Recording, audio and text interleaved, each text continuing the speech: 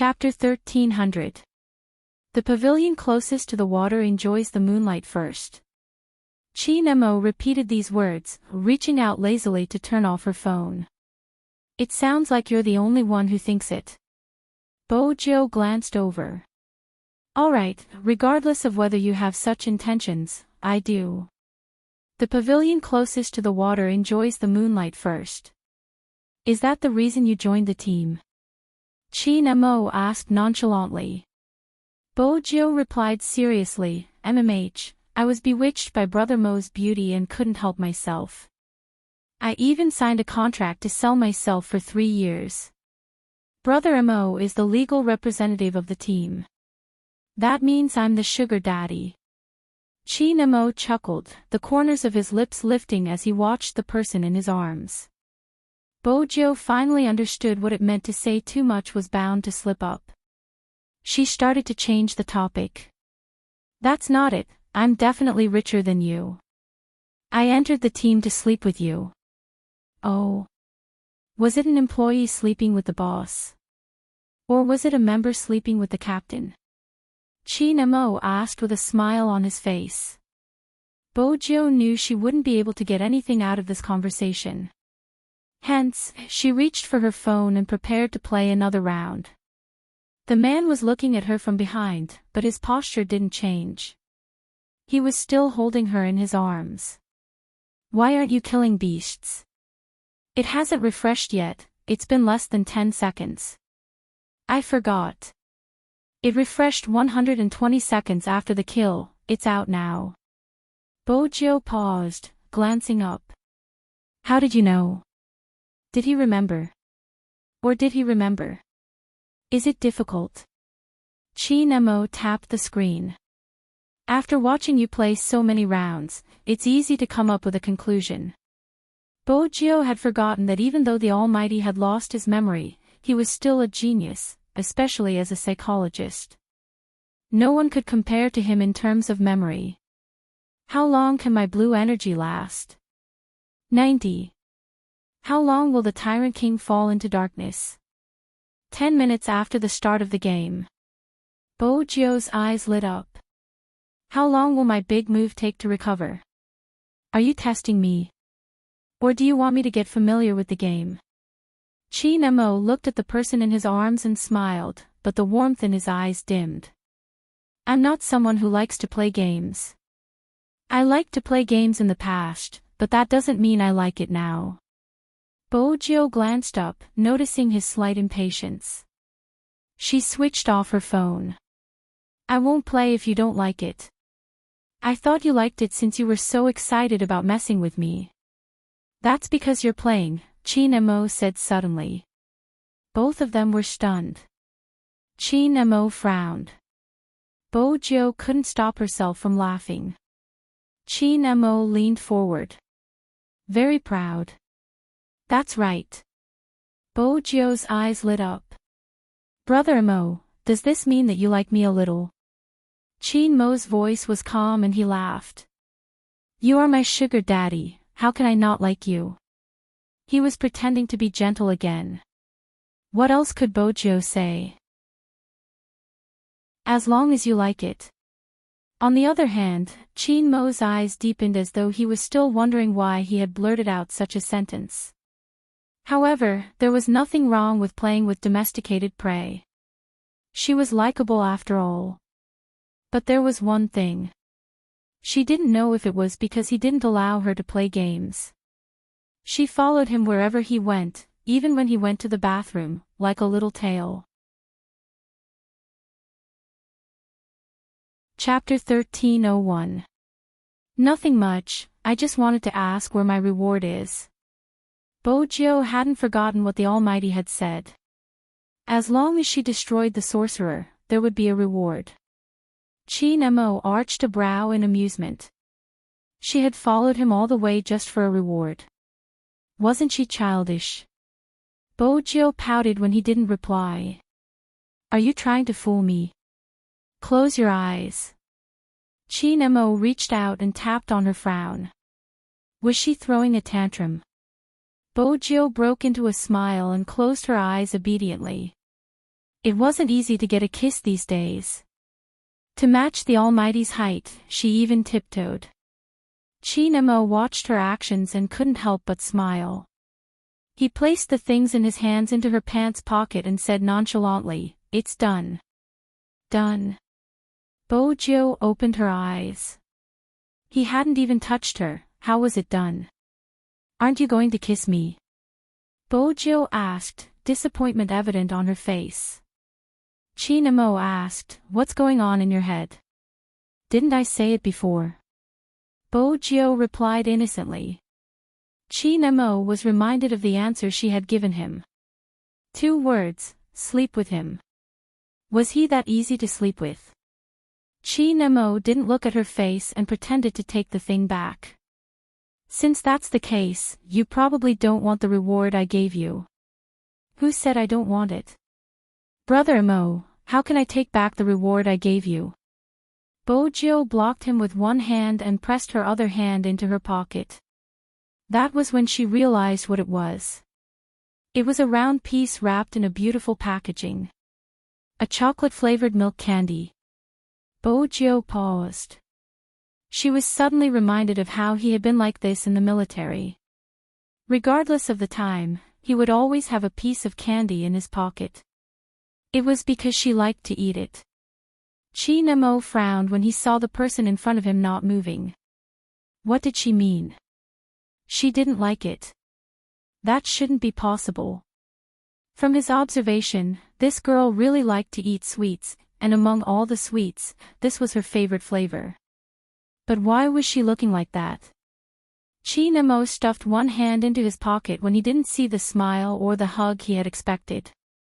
His mood didn't change, but he shouldn't have asked that question. Why?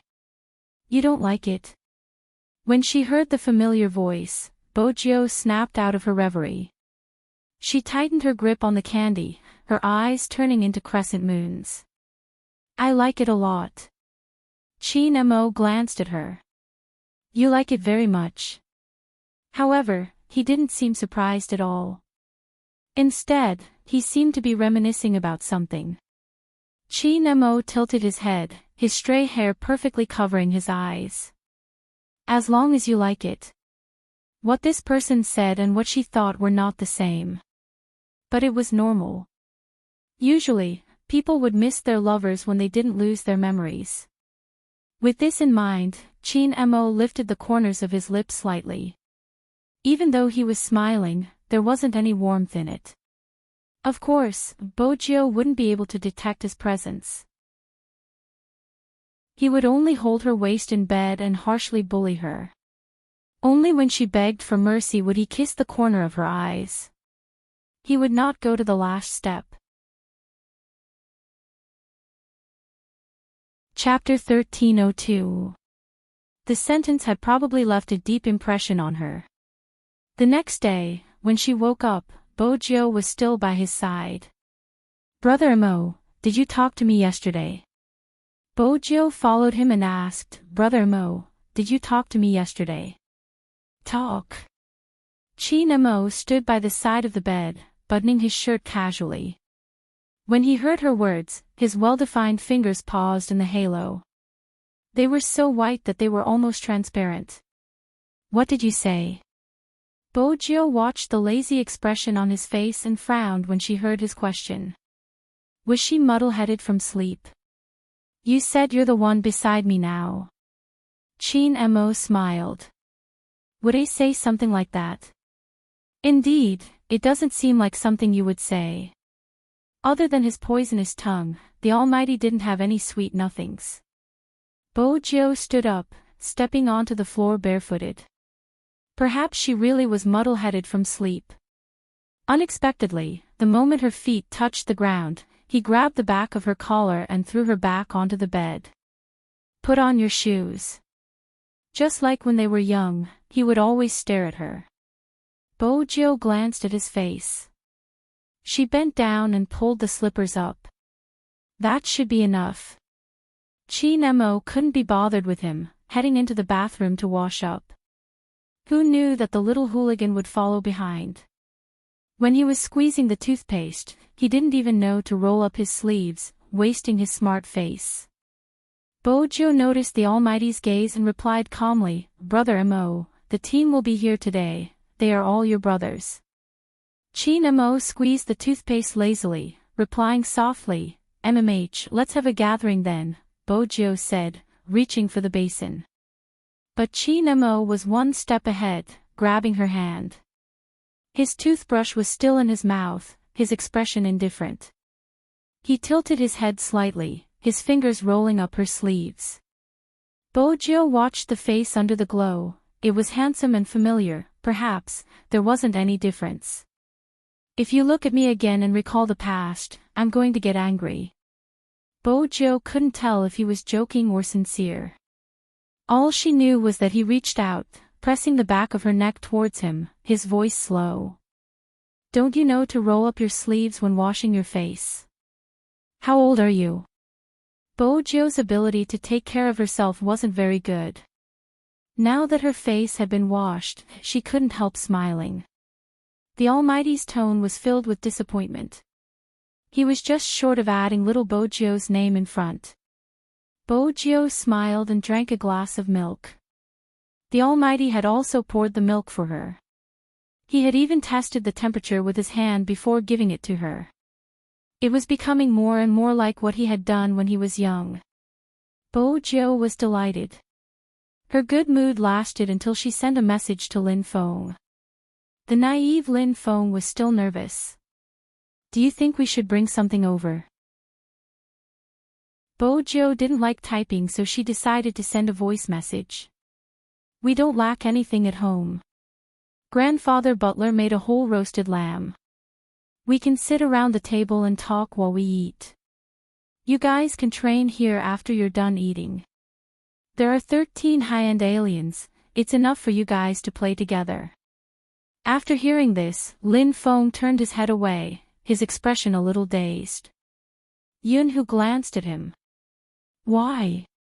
Is it inconvenient for Little Spade?" "Very convenient." Lin Feng stood up. "You can go there directly to train, but who would make a whole lamb handcuffed at home?" Chapter 1303. When Lin Feng saw the grandfather butler that Bojo mentioned, he realized that there was really someone who could handcuff a whole lamb at home. At first, when they rang the doorbell, they paused for a moment when they saw the person. Especially Rao Rong, who was standing at the front.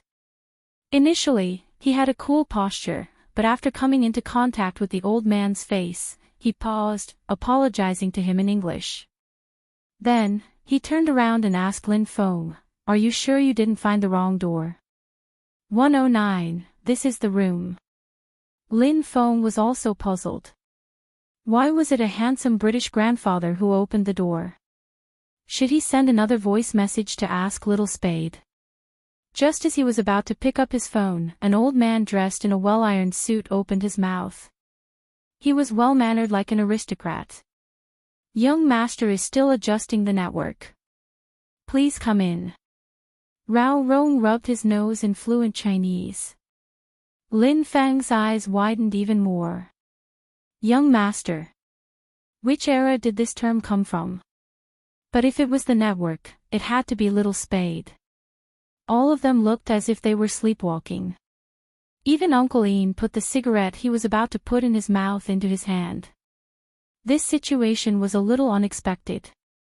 Especially the Englishman who was wearing a black apron, his voice was very pleasant.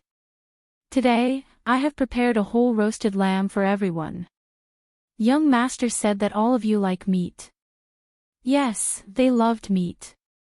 But there was such a huge iron shelf in front of him, and behind him stood a British butler holding a professional knife and fork. This made them a little confused. The room was full of fragrance. Lin Feng could even see the whole goat in the center being shackled to a golden color. Sizzle, sizzle, sizzle. The oil was still dripping into the fire. It couldn't be any more fragrant. As for the old man, it was obvious that he was a professional chef. He picked up the machete and cut the sheep a few times. He was skilled and gentlemanly, as if he was performing. Coco touched his chin. This technique, huh? Shui Yao Yao leaned over, wanting to ask what was wrong. Coco bit the rabbit in his arms. It's so cool. I saw something similar when I was attending the Dubai Prince's conference with my dad. That's why our meal was at the level of a prince. Lin Feng was in a trance. Coco stopped talking. He was smelling the meat. It smelled so good. Roasted whole lamb was different from normal barbecue.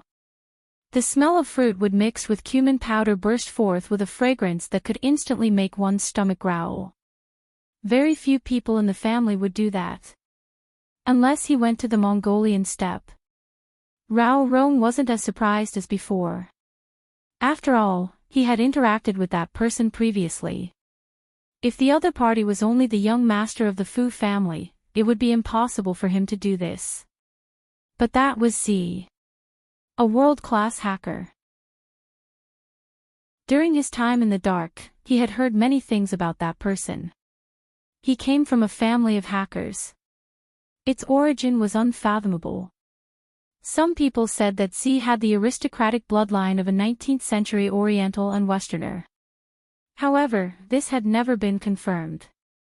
After all, they did not know whether the person was a man or a woman. If he hadn't interacted with Little Spade, he wouldn't have realized she was Z. Now it seemed that he was really too rich. However, he had never understood. Why was Z always in the Fifth Avenue according to the information they had found? But Little Spade was in Jiang City.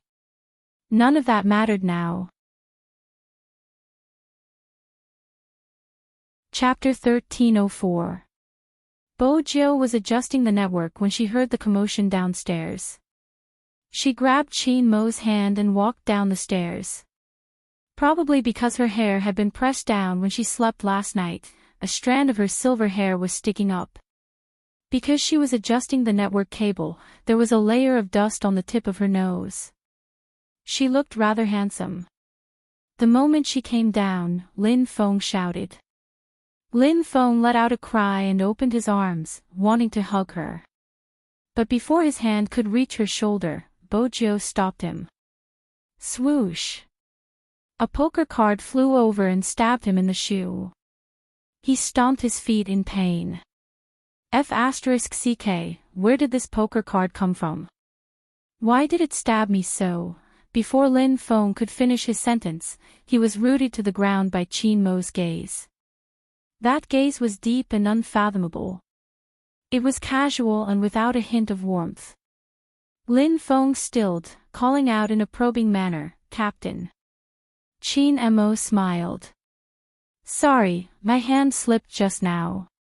Oh. Lin Feng was suddenly at a loss for words.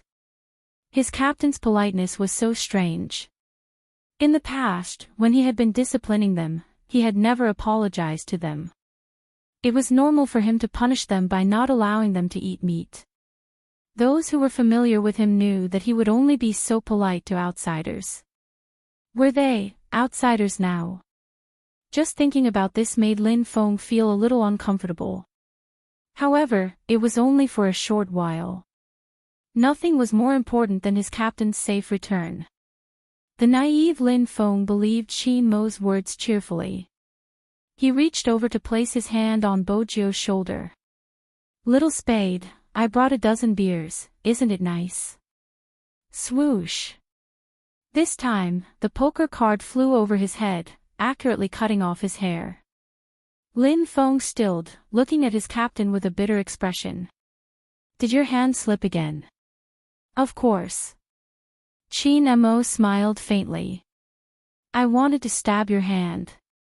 Lin Feng turned his head, wanting to complain to his teammates.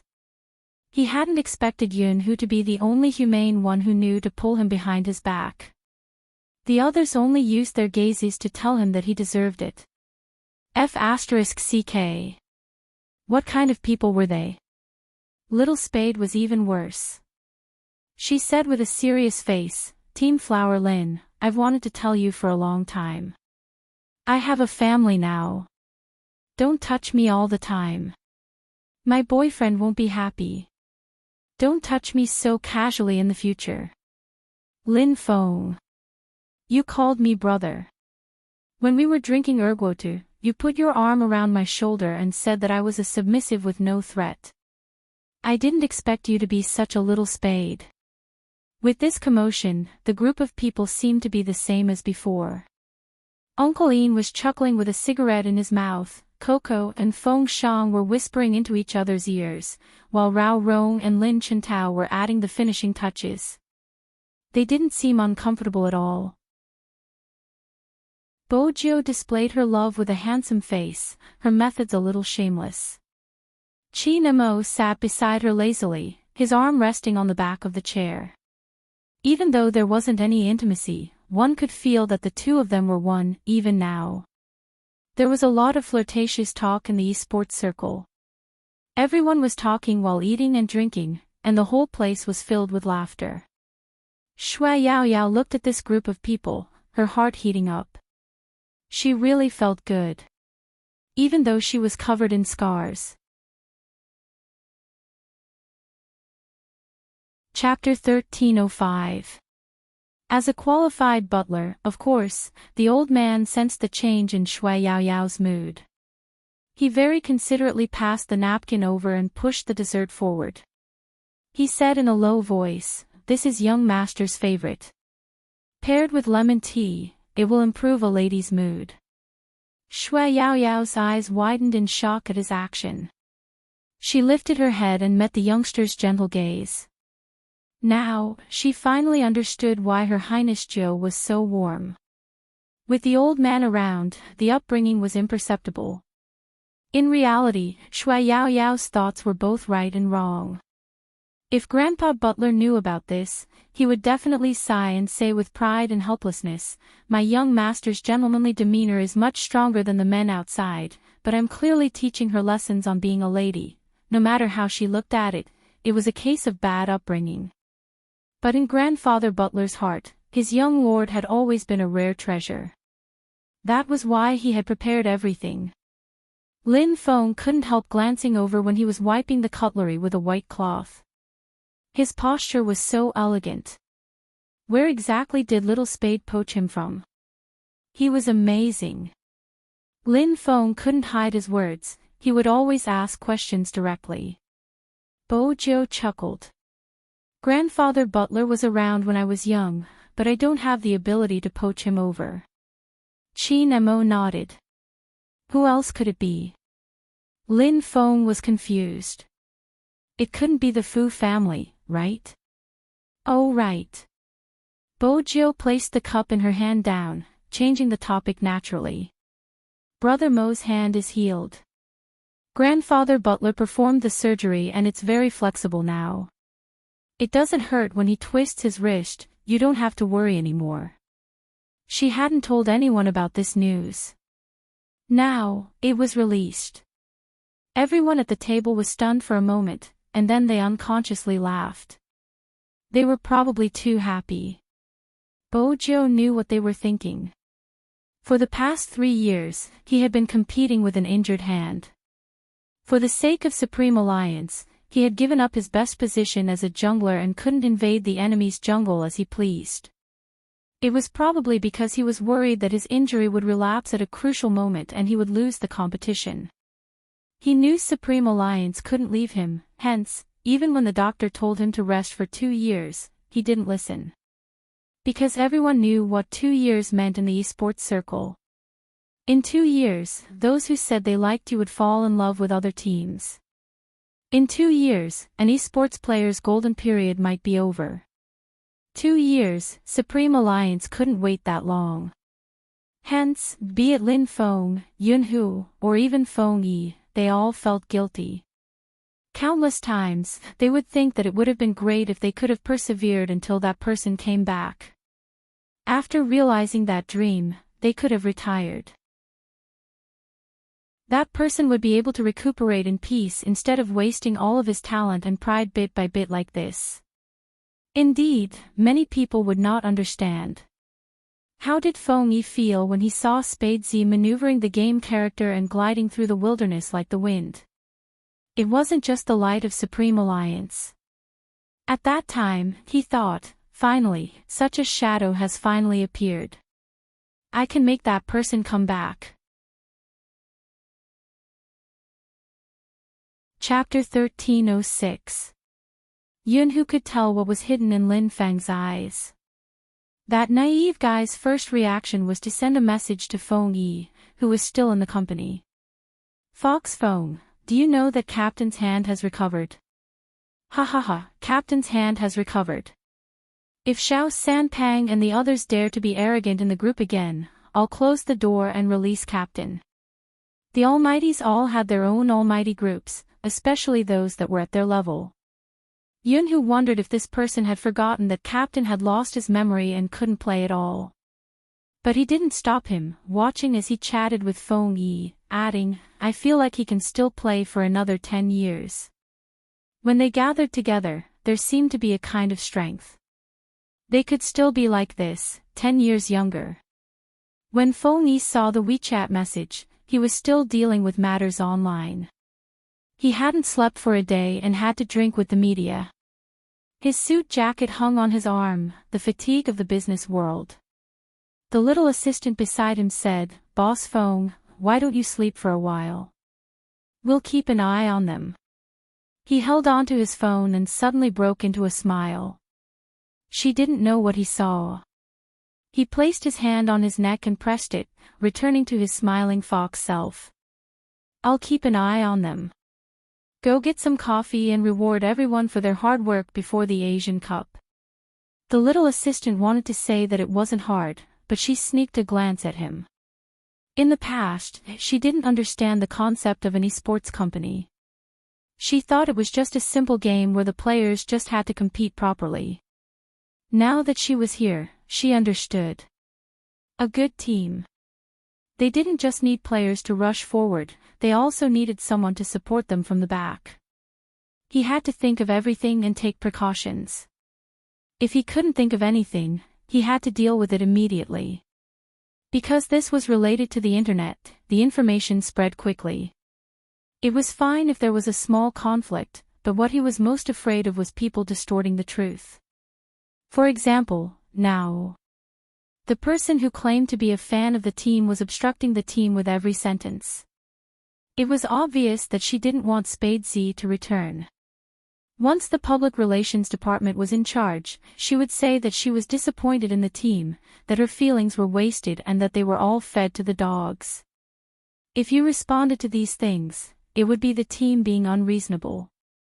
Feng Yi usually saw such things. He would sit in front of the computer and smoke occasionally. He would control it for a while before returning to the matter at hand. This was the only way Spade Z could come back. Probably because of the good news, the atmosphere at the dining table was good until Rao Rong stood up, looking towards Qin Mo, since your hand is healed, let's have a match. We can see how well we can cooperate. Lin Feng's hand froze. There was no reply from Coco either. At that moment, the room was extremely quiet. Qin Mo was the only one who was still holding onto a knife and fork. He cut a piece of lamb with a perfect posture and placed it between his lips. After he finished eating, he curved his lips slightly. I'm not interested in games. All of a sudden, the atmosphere around them changed, and it became slightly cold.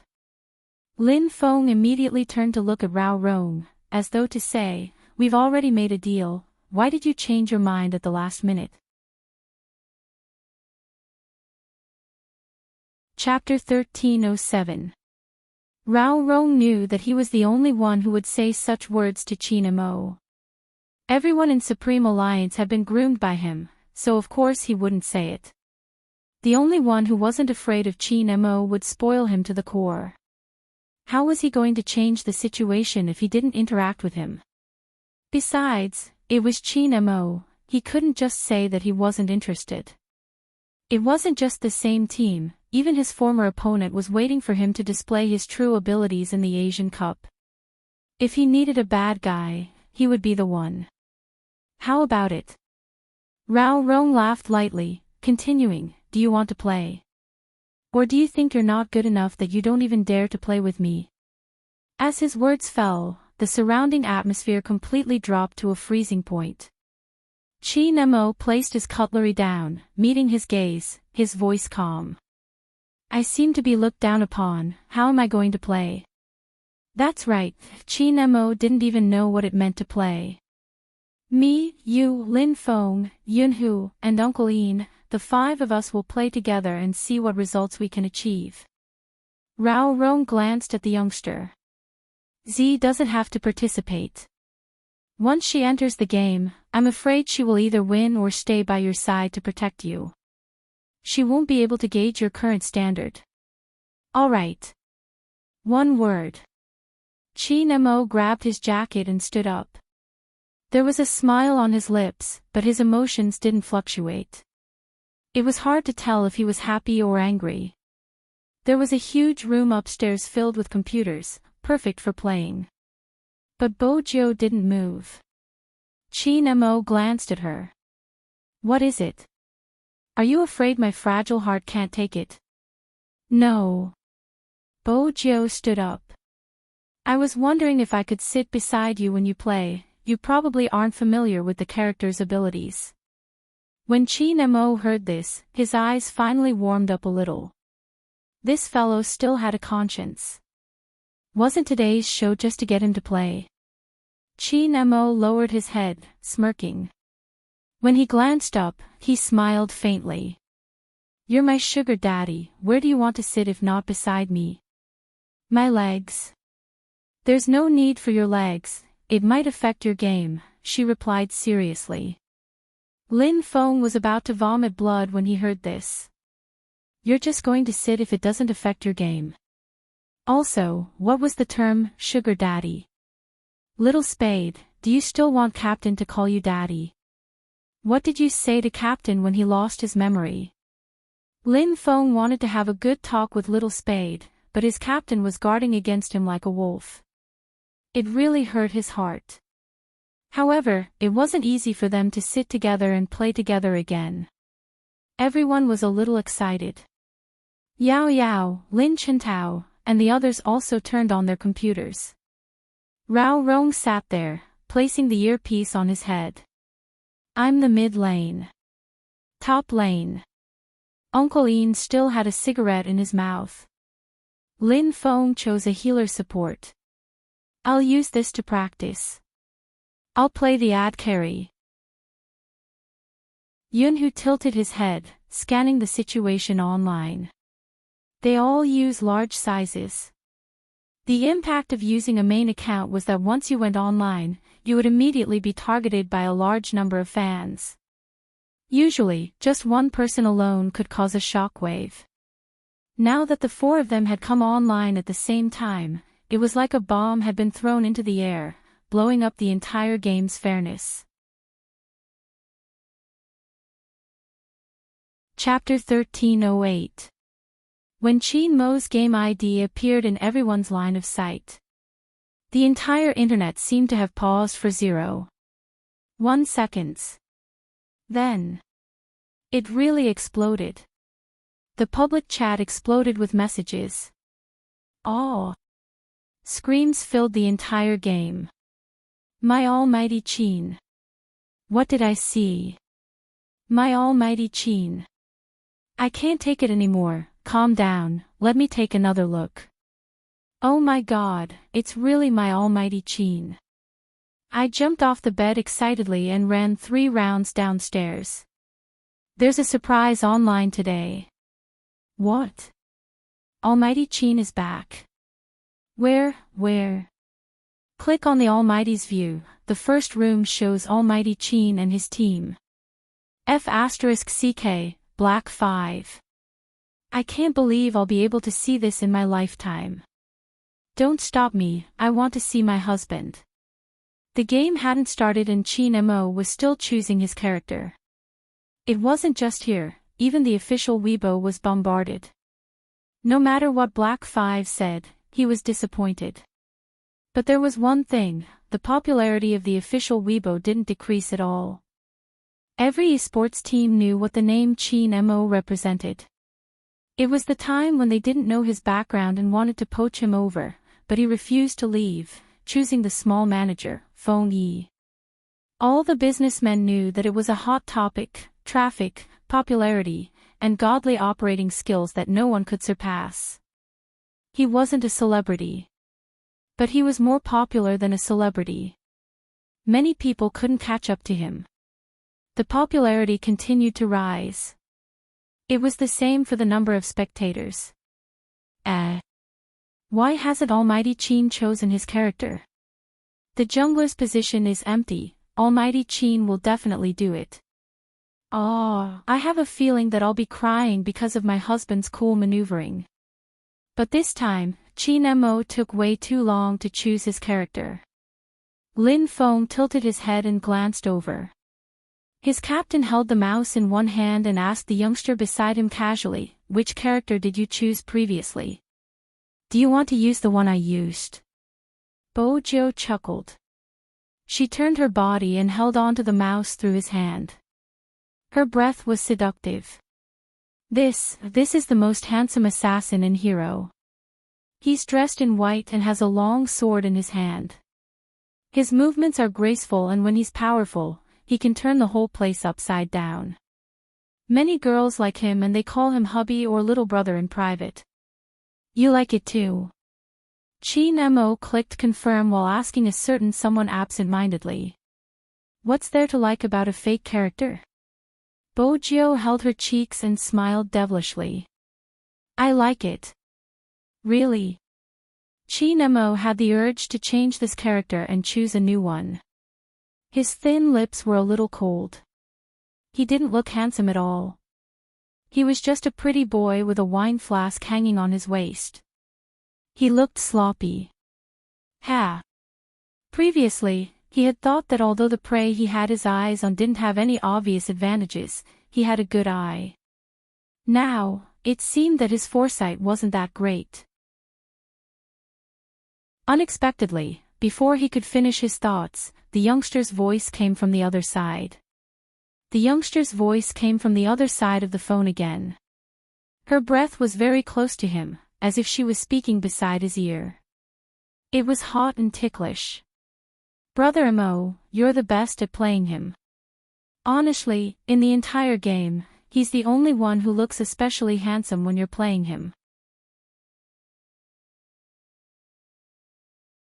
Chapter 1309. Bo Jiu ignored Lin Feng's resentful gaze and focused on the screen. The game had begun. 5 seconds later, everyone walked out of the spring, including Chin Mo. Since they were all using their main accounts in the arena, according to the rules of the game, the opponents were all high-level players. This meant that even though they weren't professional players, their maneuvers were at the standard of an almighty. Being able to reach the same level as Lin Feng and the others meant that they were really good. However, the opponents hadn't expected to be matched with the professional Black 5. At the start, they hadn't noticed the nicknames. After all, there was only one principle when they played. Regardless of who they were facing, the most important thing was to raise their stars. Hence, when they entered the game and saw the number of spectators, they paused. F***CK, it can't be. Quan, did you start a live stream? No, I didn't invite you guys to live stream. Then why? Maybe it's because of the opponents.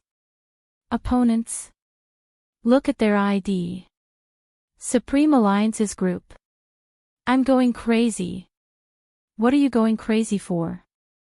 Didn't you see the comments online? Chin Mo probably won't be able to participate in the Asian Cup with that hand of his. He probably isn't in a good condition, that's why he hasn't appeared for such a long time. He's such a good team, but he didn't follow the wishes of his fans. Quan, from your tone, you don't like them. I used to be a fan, but now, I'm not interested. I do like Supreme Alliance, don't use such a tone. What's wrong with my tone?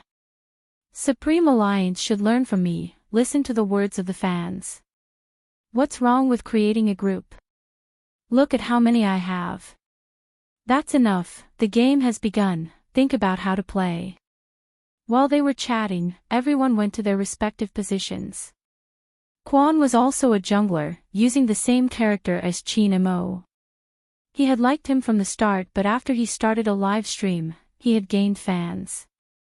He had wanted to gain some popularity, but Supreme Alliance didn't give him any benefits. The more he looked at him, the more he disliked him. He wasn't the only jungler in the world.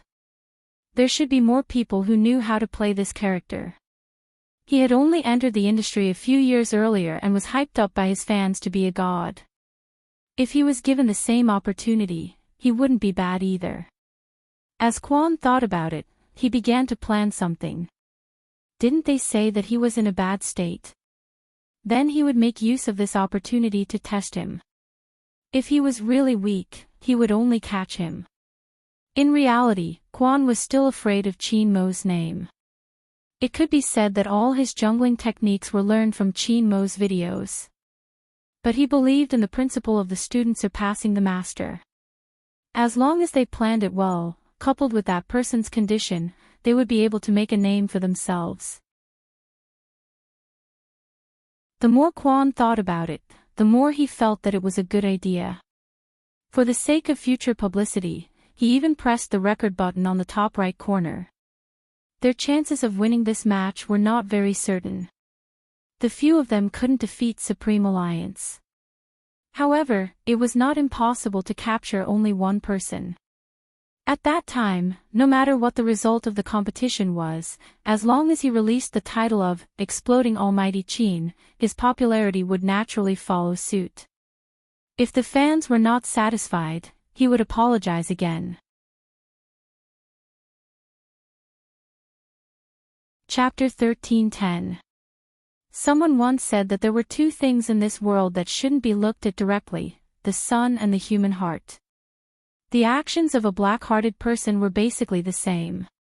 In order to gain attention, Kwon wasn't aware of how vicious his plan was. The more he thought about it, the more feasible it seemed. His long sword struck the blue buff over and over again, ready to harvest it. But he realized that the buff had been snatched a second earlier. Snatched? Kwon's fingers stilled, his entire being riled up. F***ck. His teammates hadn't been aware of the situation. But when they glanced up and saw the white figure, they understood. The buff had been snatched by Almighty Chin. Ha ha ha, my heart aches for the assassin. After fighting for so long, my Almighty Chin took everything away with a single strike. Your wilderness is my home. I'm not saying this for nothing. Stealing the blue buff right off the bat, it's indeed Almighty Chin's style. The public chat was full of praise, it was a slap to Kwon's face. He had wanted to crush Chin Mo, but the moment he entered the arena, he was going to be crushed. Lin Feng was puzzled. Didn't Captain lose his memory and was unable to play? How did he manage to steal the blue buff? In a high-level match, everyone knew that it wasn't easy to steal mana, unless you could accurately calculate the HP of the blue buff. After all, the opponent wasn't an idiot. It would be too easy to steal mana just because you said so. What happened? Lin Feng asked Bojo. Little Spade, are you lying to us? Actually, Captain is still good at playing, he just doesn't flaunt it. He used to be like that too. Bojo remained silent. Yunhu spoke up. Lin Feng, Almighty Lin, please look at this weak ADC. You're a support, why are you looking at the assassin instead of me? The moment Yunhu finished his sentence, he blocked the opponent's top laner between the walls. With a ferocious attack, the opponent fled back to the tower. The spectators were from Supreme Alliance's side, hence, they could hear their conversation. Lin Feng's lips twitched. How are you weak? If you're more serious, you can even kill the top laner. That's right, that's right. Almighty Yun, you're so weak that the opponent's top laner is starting to doubt his life. The fans immediately followed suit. What do you guys know? God Yun is acting like a spoiled child. How can an ad carry leave his support? So gay. Sigh, even a straight man like me is about to become gay. Shui Yao Yao looked at the words on the public screen and wanted to laugh. These fans were too cute. There was probably only one person who couldn't laugh. It was Coco. He knew his captain's maneuvers the best. That person used to sit casually in front of the computer, smoking while controlling the character to move forward nimbly. Wherever he went, not even a blade of grass would grow. After killing the wild, he still had the time to stretch out his hand to press down on his own neck. His positioning was so awesome that it was dazzling. But now, although he successfully stole the opponent's wild monster, he also plundered a lot of money. However, whether it was in terms of positioning or maneuvering, they were all too slow. It wasn't like him. The others in the team didn't notice because they were also playing the game. As a spectator, all of his attention was locked on his captain. The more he watched, the tighter he bit the rabbit ears in his arms. His heart trembled slightly. Even the air he exhaled was cold. Little Spade wasn't lying.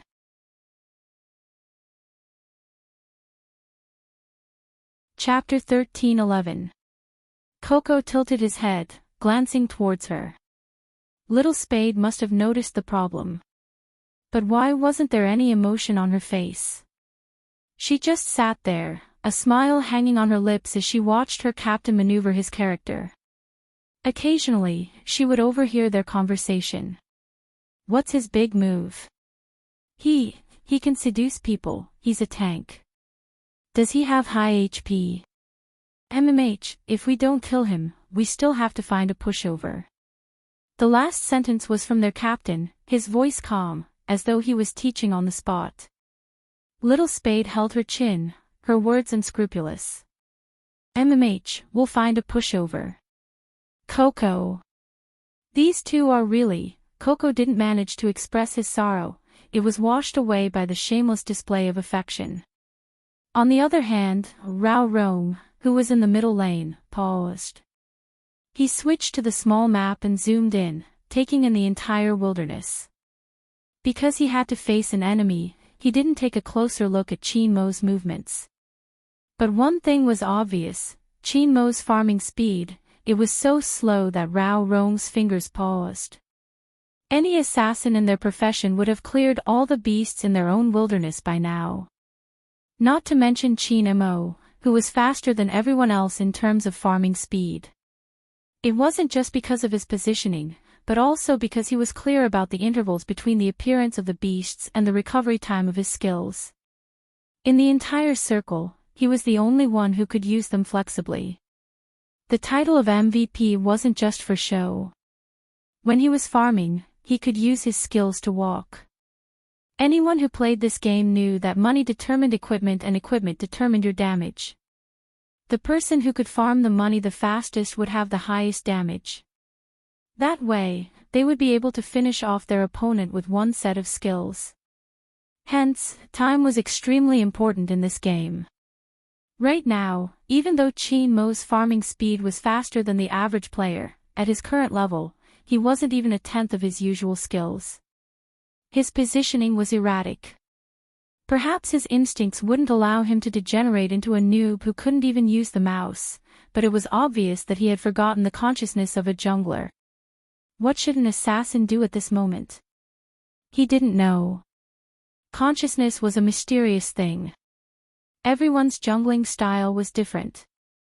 Little Spade was also a jungler. Both of them were very skilled, leaving nothing behind wherever they went. But the feeling they gave off was different. There was a saying that an assassin did not fight to see who was more reckless, but to see who was more conscious. If one's awareness was good, even if the overall situation was against them, one could rely on commanding the battle and the assassin to lead the tempo to victory. If one's awareness wasn't good, not only would he fail to kill his opponent, he would also be suppressed and beaten. Especially in a high-end game like this. The moment Rao Rong had this thought, a figure appeared at the river in the jungle. It was the enemy's assassin. His fingers paused. He had wanted to immediately go over to help. A good mid-laner would be able to coordinate with the mid-laner. Not to mention Rao Rong, who had the nickname of Team Control. However, he seemed to have thought of something. He didn't move. Instead, he stood there and looked in the direction of the person in white. A faint light flashed in his eyes. Chin Mo, let me see if you still know what you have to do as an assassin in the wilderness.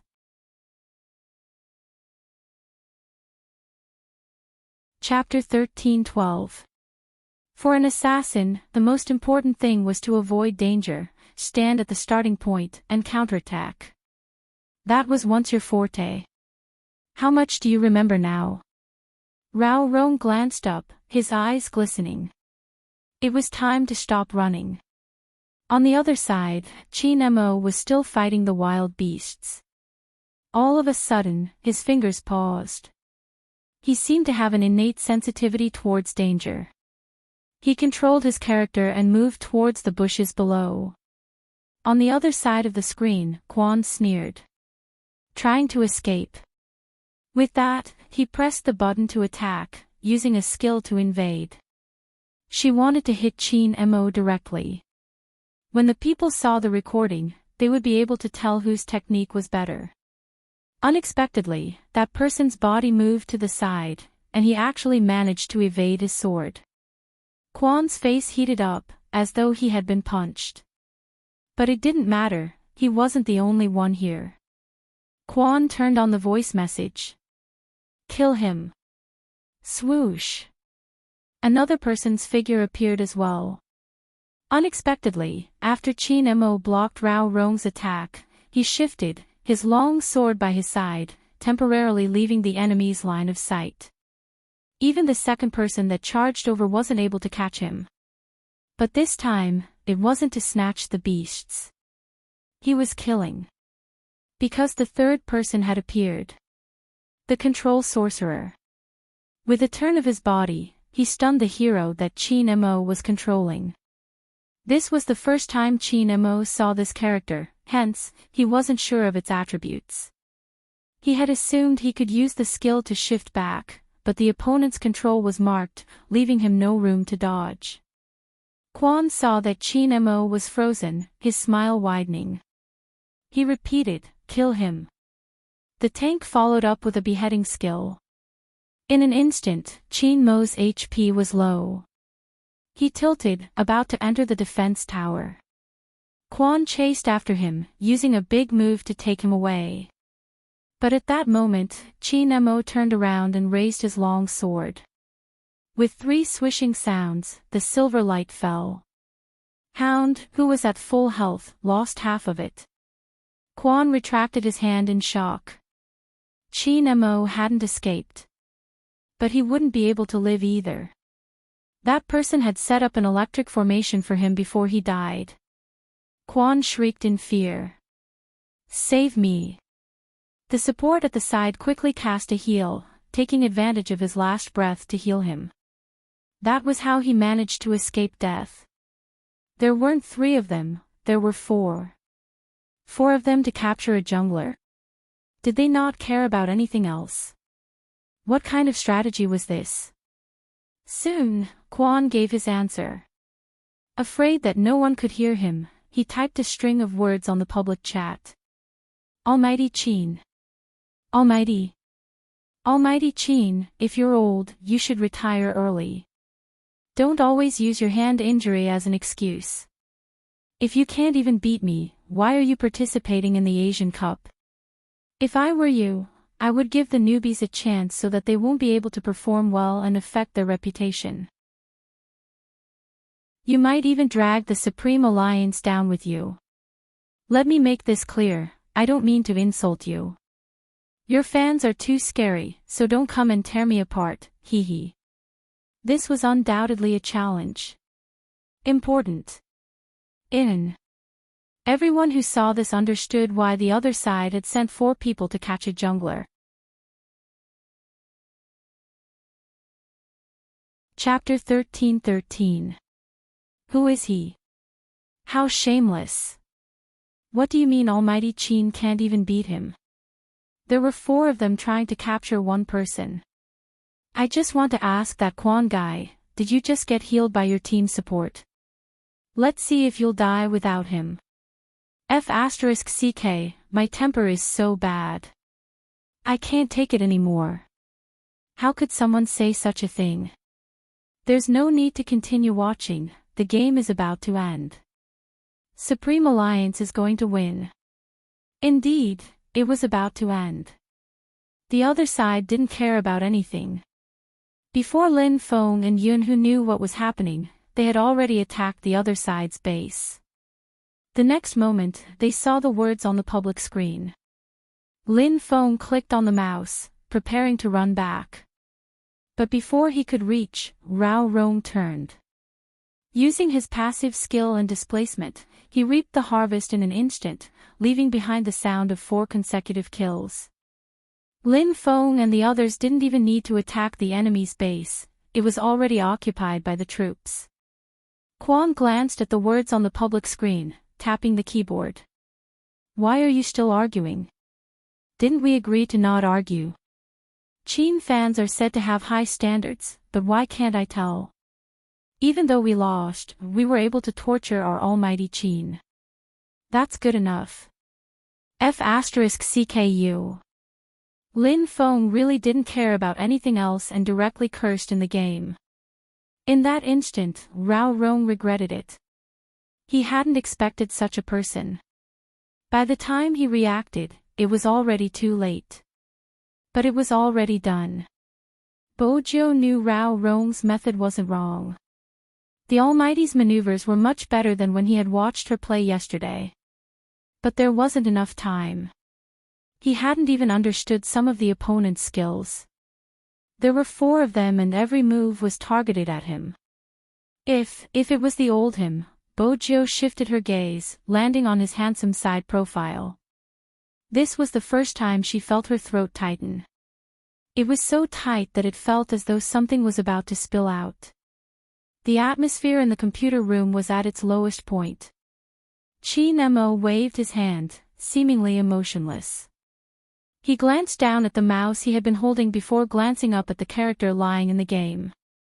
There was a moment of pause.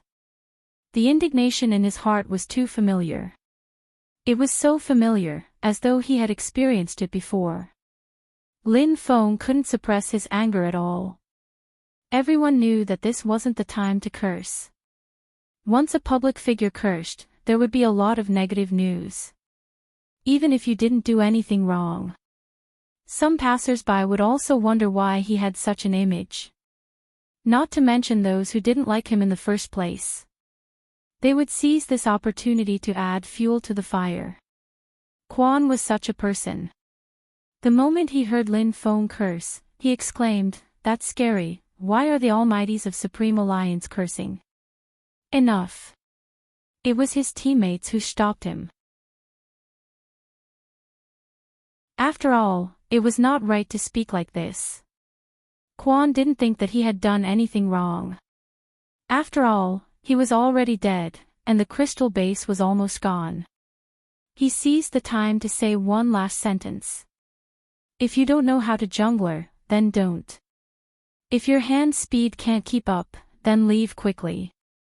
As soon as he finished speaking, the crystal completely exploded, and the screen was filled with silver flowers that scattered everywhere.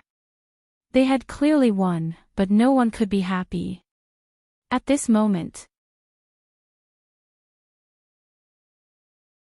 Chapter 13:14.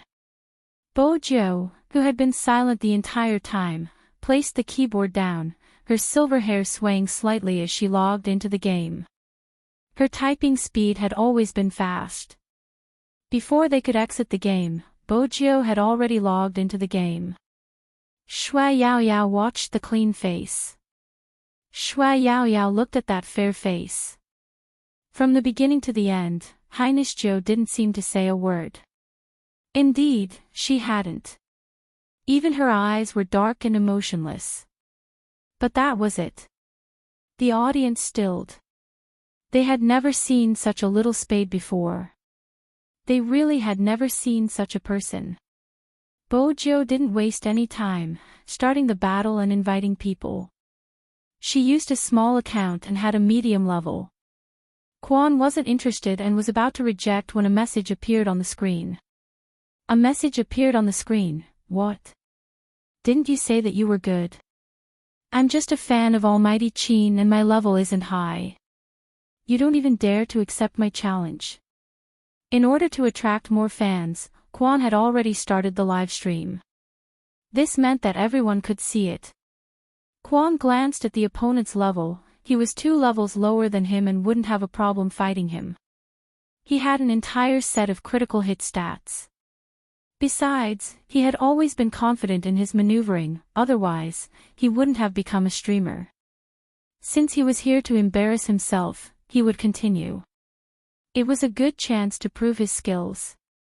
Kwon smiled.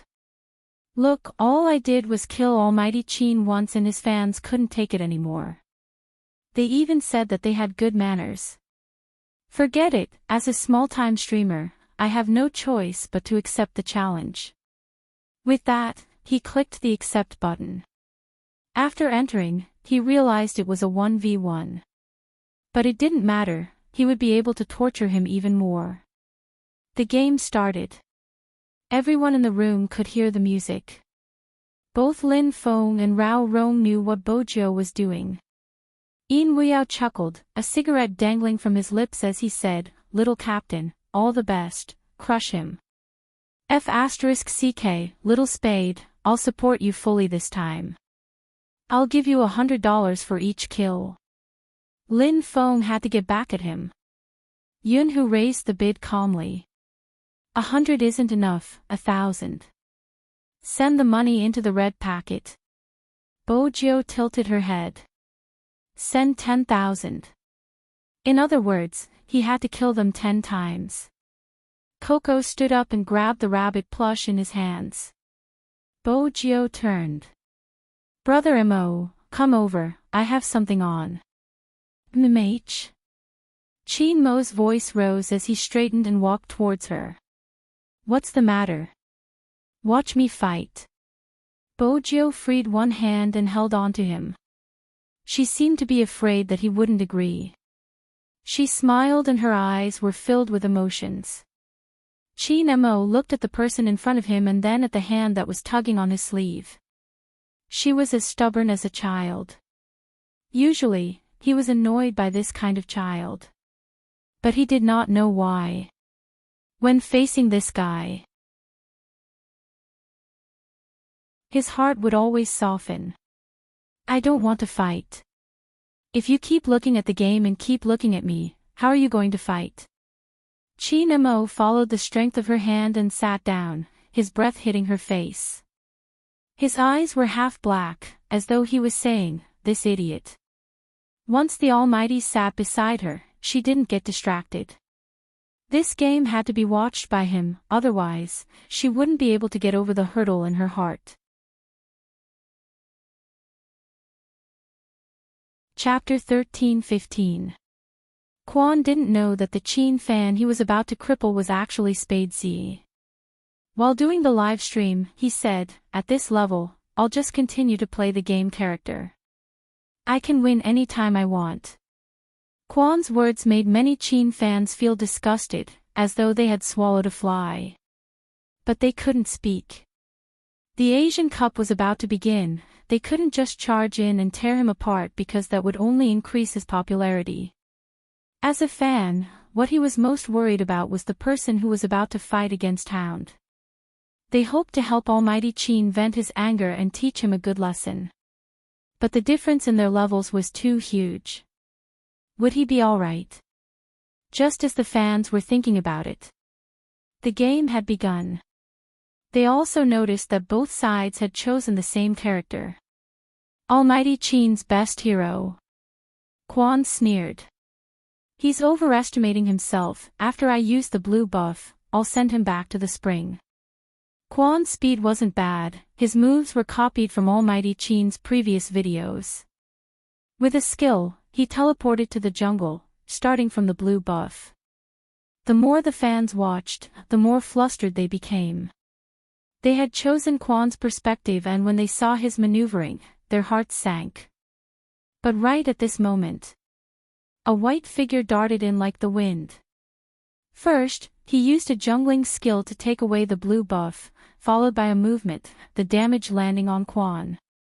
He used a lightning strike to slow him down, his long sword sweeping across, not intending to leave after stealing the beasts. This person. He isn't just trying to steal the beasts. Steal the beasts? Bojo pressed the tip of her tongue against her chin, a smile on her face, but Coco couldn't sense any warmth from her. Her right hand held onto the mouse, her left hand moving so quickly that it was hard to see. On the screen, the figure in the white robe didn't retreat when he encountered the defense tower. Instead, he chased after Hound, who had low HP, and raised his long sword. He's trying to. A tower kill. Isn't it too early? Is he going to trade a life for a life? Quan hadn't expected this person to be so fierce. He turned around and cast a movement speed debuff on his opponent, intending to use a sliver of his HP to counterattack. However, that person seemed to have predicted his movements in advance. With a nimble curve, he dodged his attack and entered his body like the wind. KO. 1. Blood.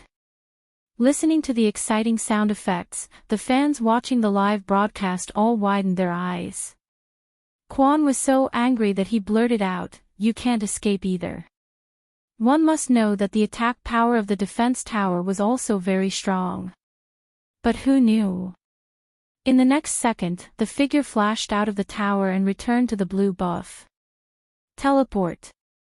Damn, he's so handsome. What a coquettish move. Oh my god. My maiden heart is about to explode. A certain host has been slapped in the face this time. I can't help but be impressed by that move. Quan could see the comments. He thought that he would be able to perish together, but he didn't expect such an outcome. If he couldn't even beat Chin Mo's fans, how was he going to explain himself? No, he had to think of a way. I was smoking just now. I never expected Almighty Chin's fans to be so good at sneak attacks. I have to fight properly. Quan acted as though nothing had happened, continuing to operate his character. He could see the small map of the game. In his opinion, this fan was too arrogant. He didn't leave after killing him and was still clearing the beasts in his jungle. He hadn't put up any defenses, which was why he had succeeded. This time, he only had half his HP left. He must have absorbed all his HP from the beasts, damn it. But it didn't matter. Soon, he would make him regret his actions. Quan raised his sword and headed for the figure. The fans couldn't help but shout, "Danger!" The figure, who was still killing the beasts, didn't seem to notice them as he continued to slash the beasts with his sword. Once, twice, thrice. Everyone's hearts were in their throats. They couldn't even bear to see the figure being killed. But in the next second, the entire live stream room seemed to have frozen. They watched as the figure swung his sword in a reverse grip on the third time. Swoosh, swoosh, swoosh. With 3 swishing sounds, the screen was filled with silver flowers. Quan's pupils constricted and he wanted to retreat. He hadn't expected the other party to be so fast. His finances were double his. His first move was a big move. No, I can't fight. That was what Quan was thinking. However, this game wasn't something he could stop just because he said so. He allowed him to use teleportation to return to his original position. The figure seemed to have predicted where he would land, turning around with the mouse. With a sweep of his sword, he set up an electric formation. The Quan that was caught threw the mouse to the ground. He couldn't avoid it, he couldn't avoid it at all. This person was like a ghost. What the hell? The music blared once more. Anyone who knew how to play would know that it was hard for an assassin to remember after being caught twice. Quan's eyes dimmed and he was about to speak. However, the person in front of him was one step ahead, typing. This is my almighty Qin's maneuvers. Of course, I'm still lacking compared to him. But, Mr. Quan, compared to you who only imitated a tenth of it, Daddy is fully qualified to send you back to the spring. His words were so domineering that the entire computer room was cheering. Lin Feng was the most agitated, waving his hands. Little spade. Hammer. Hammer with all your might. Smash that bastard. Senior Lin, Team Flower Lin. Bojiu tilted her head. Lin Feng didn't care about the name anymore. Why? Continue hammering. Move aside, you're blocking my boyfriend's view. I'm taking revenge for him. Bojiu's voice was calm as she typed, her fingers long and beautiful. Lin Feng, that's right, move aside. Don't block Captain. Coco inched forward, trying to leave a good impression in front of his captain. This person isn't sensible. Qi Nemo paused for a moment, his thin lips lifting as he nodded. Coco was moved. Was Captain responding to him? Sob sob sob, it wasn't easy. Lin Feng. F***CK. He couldn't stay in this team anymore. No one bothered about him except for Yun who pulled him over. The others were still focused on the screen. As a live streamer, it was impossible for Quan not to react. Who are you calling an imposter? You just killed him twice and you're making things up. Everyone is playing the same hero and has the same skills, why would I need to imitate anyone? Bojiu didn't forget to reply. Whether it's an imposter or not, everyone can tell from his attire. Don't you have any idea? Also, you said I only killed you twice. Hee hee.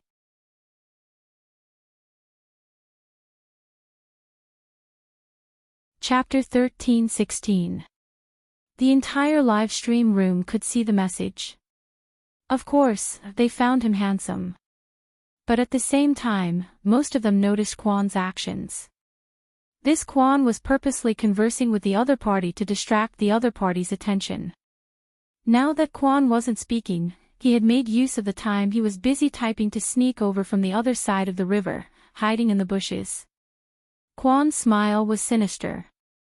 I'll kill you every time I go out. I'll let everyone see how I'm going to slap your face. Quan wasn't in a hurry, he was just making sure. He waited for the person to stop, for the time when there was nothing left to hit. Swoosh, swoosh, swoosh, swoosh.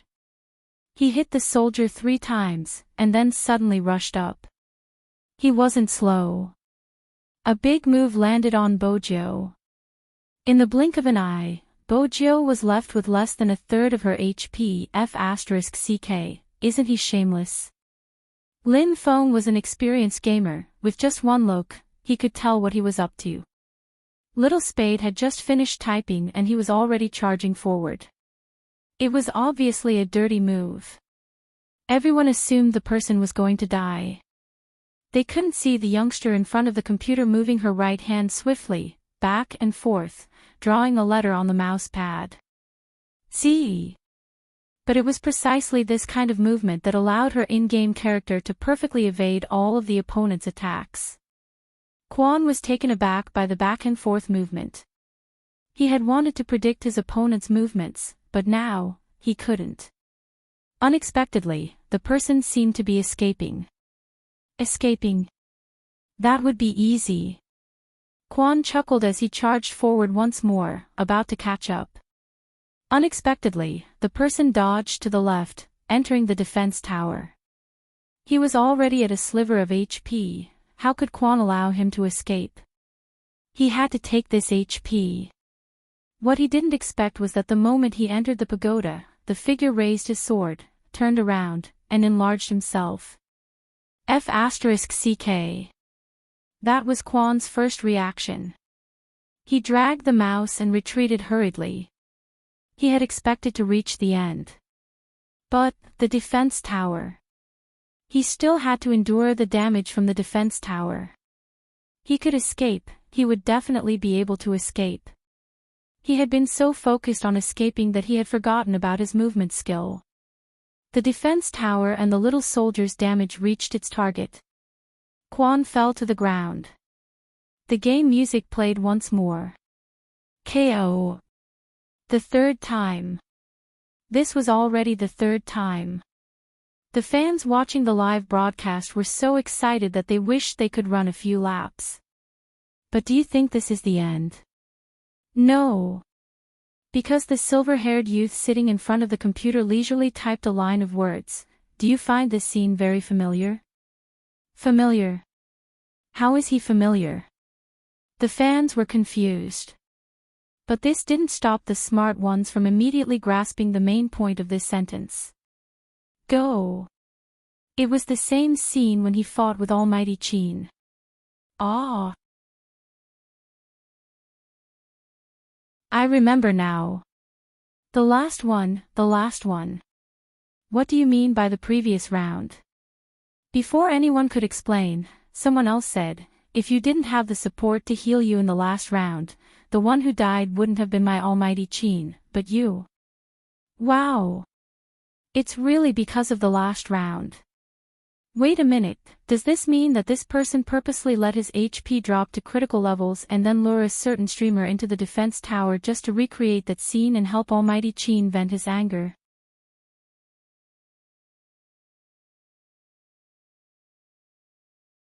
Chapter 13-17.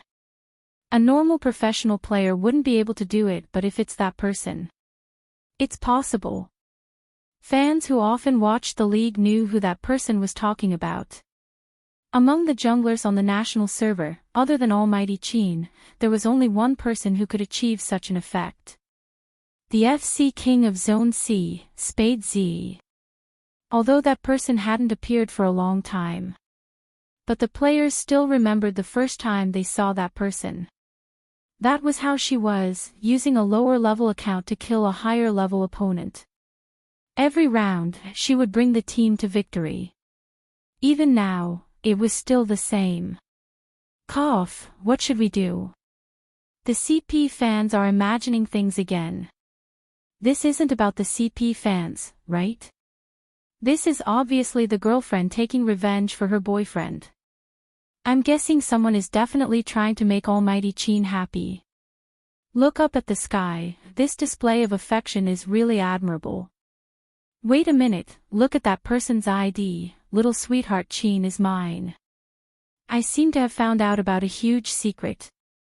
My boyfriend saw you acting coquettishly just now and he's beside me now. He's jealous and I have to think of a way to make him happy. So Almighty Qin is sitting beside someone. The above commenter is the truth. As a boyfriend, he doesn't waste any words, he's going to catch him in the jungle. At this moment, Bojio saw the conversation on the public chat. Her fingers paused and she turned towards the Almighty seriously. Brother Mo, the whole world knows that I like you. When he raised his hand, he was still smiling. His hand landed on the youngster's furry head, feeling the warmth of his palm. He actually felt happy. Bojio took the chance to flirt. Look, I told you I wasn't lying to you, yet you're always on guard against me. In the past, you always wanted to marry me, when are you going to fulfill that promise? Don't keep dragging me, don't you know that chasing a girl can't be dragged out? Lin Feng and Coco were the closest to the two of them. When they heard the young man's casual words, their eyes widened like lanterns hanging outside. They looked at each other, their expressions and actions expressing the same meaning. F***ck, little Spade really did everything to get Captain's love. How could he say such shameless words? Lin Feng was the first to react. He turned to Bojio and cupped his fists. He was impressed. Bojio waved her hand calmly, smiling mischievously as a reply. It wasn't a big deal. I really can't compare. I can't compare. Lin Feng clutched his chest as if he had suffered a heavy blow. I finally know why I haven't been able to find a girlfriend for so many years. It's all because I'm too thin-skinned. I can't even compare to a girl. As he said this, someone responded to him. You still want to find a girlfriend? It was Yun Hu. He looked at him, a hint of coldness in his ink-black eyes. Lin Feng felt his scalp go numb from being stared at. He coughed lightly and said casually, I'm just giving an example.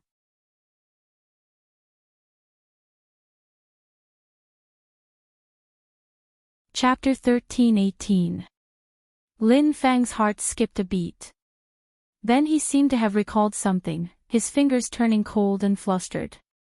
He shifted his gaze. F***ck, don't joke around. Yun Hu's eyes dimmed. He didn't say anything but his expression didn't change. Qin Mo tapped the youngster's cheek. What do you think will happen if you drag this on? Like me being sad or something, Bojio replied. Qin Mo arched a brow. I made you sad. Bojio took a moment, feeling troubled. She hadn't. But before she could reply, the Almighty added. The Almighty added, even if you're sad, I can comfort you. MH. Bojio heard it. Even though it was faint and slightly arrogant, she wanted to hear it again. The Almighty was comforting her. Qin Mo watched his clear eyes. Just as he was about to speak, a cold sneer came from the live stream. I was wondering who it was. So it's that androgynous person who disguised himself as a man in order to attract fans. Now, he's here to cause trouble for me. What's the point? No one wants to see you in the competition.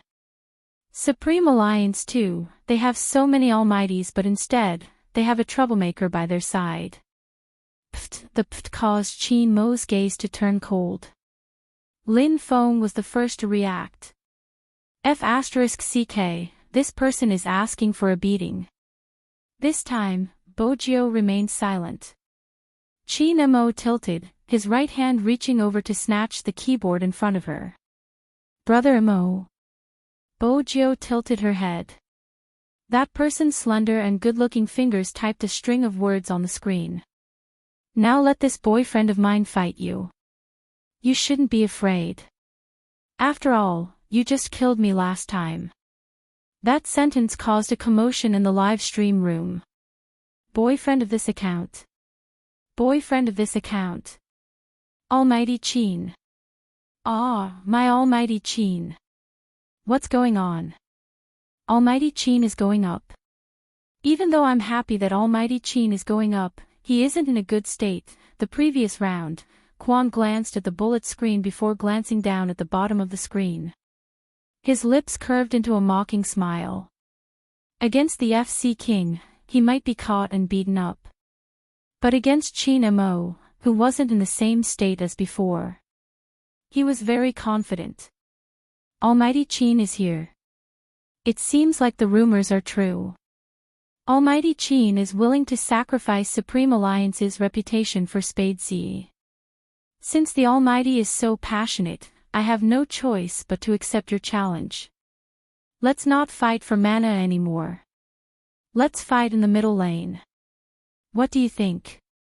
Soon, the other side replied with one word. Clean and efficient. All right. Coco looked at the word good and couldn't help but worry. Lin Feng felt the same way. These fans might not know. The captain wasn't in a bad state. Instead, he had lost all memories of the game. If you look at him from the perspective of a rookie, he had only played the game for 2 days. 2 days, was it really possible? A 1v1 like this? Coco wanted to move but Rao Rome, who was standing beside him, pressed him down and said in a low voice, "Look again." For the last time. If he was serious, what would he be like?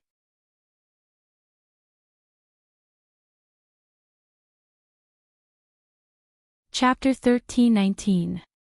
On the screen, Chin Mo's character had already skimmed out of the spring. Quan was on the opposite side. In order not to disturb the Almighty, Bojiu wanted to stand up. She didn't expect that the man would empty a hand and hold her down. His voice was very calm. Watch. Mmh. Watch him take revenge for her. Bojiu stilled. She supported her chin with one hand, lifting her thin lips lazily. After the words, "this number's boyfriend," warmth filled her heart. The fans watching the live stream noticed Quan's foul once again. He had said he wouldn't use the blue buff but he didn't head straight for the middle lane. Instead, he used a blue buff in his own jungle before turning and charging towards Chin Mo. Everyone saw the figure. It was coming from the blue buff side, and it even had an ultimate move. They watched as the damage was about to land on the Almighty. Unexpectedly, at this moment, the figure was faster than him. With a movement technique, he retreated to the bottom of the tower with his long sword. Missed. It was obvious that Quan had missed his big move. He couldn't accept it, mocking the beasts by the grass. Almighty Chin. Why did you retreat to the bottom of the tower? How are you going to fight if you don't come out? Don't tell me he's scared. The moment he finished his sentence, a silver light flashed across the screen. Everyone watched as a silver light flashed across the screen. In the blink of an eye, it had landed on Hound's body. The electric circle had taken away a quarter of Hound's health. "Ha, you want to kill me in your current state?" After Quan was slowed down, he flipped his hand and gave Chin Mo another big move, his tone smug. "You fell for it, old man." This time, the damage was very high. Almost all the sword lights hit Chin Mo's body. Lin Feng clenched his fists, wishing he could join the fight himself. Coco pinched the fluffy bunny in his arms. The fans watching the match did not dare to look at this scene. After all, it wasn't possible for the Almighty to do such a thing. When had he ever been suppressed by someone? Everyone still remembered that even if his hand was injured, as long as he picked up the assassin, he would be able to fight 1 against 3 in the later stages. But now, he had made an obvious mistake in such a simple judgment. That's it. End your esports career. It's time to give the opportunity to us newbies who haven't been able to stand out. Quan laughed sinisterly as he raised his sword and was about to chase after the white figure in front of him and kill him. Everyone thought that Almighty Chin was dead for sure. But at this moment, the people who were watching from the dog's point of view only felt that the person in front of them had disappeared in an instant. Just like Quan, they were all stunned. In the next second, he remembered that it was a teleportation skill. Almighty Chin was behind him. Quan's movements were quick. "You want to lie to me? Dream on." The moment he turned, he wanted to give Chin Mo a fatal blow. "Let's see what you can do this time." But just as his long sword was about to fall, the figure in front of him was one step ahead of him, moving towards the bushes. Then, with a backhand, he raised his sword and enlarged it. Swoosh, swoosh, swoosh, swoosh. The silver-white sword light seemed to be singing an idyllic song as it revolved around him. Quan's eyes narrowed. His fingers involuntarily pinched the mouse in his right hand. When did he use such a powerful skill? When he had returned to the tower to clear the troops. Which meant that Chin Mo hadn't returned to the tower to hide, but to wait for the skill. Attack.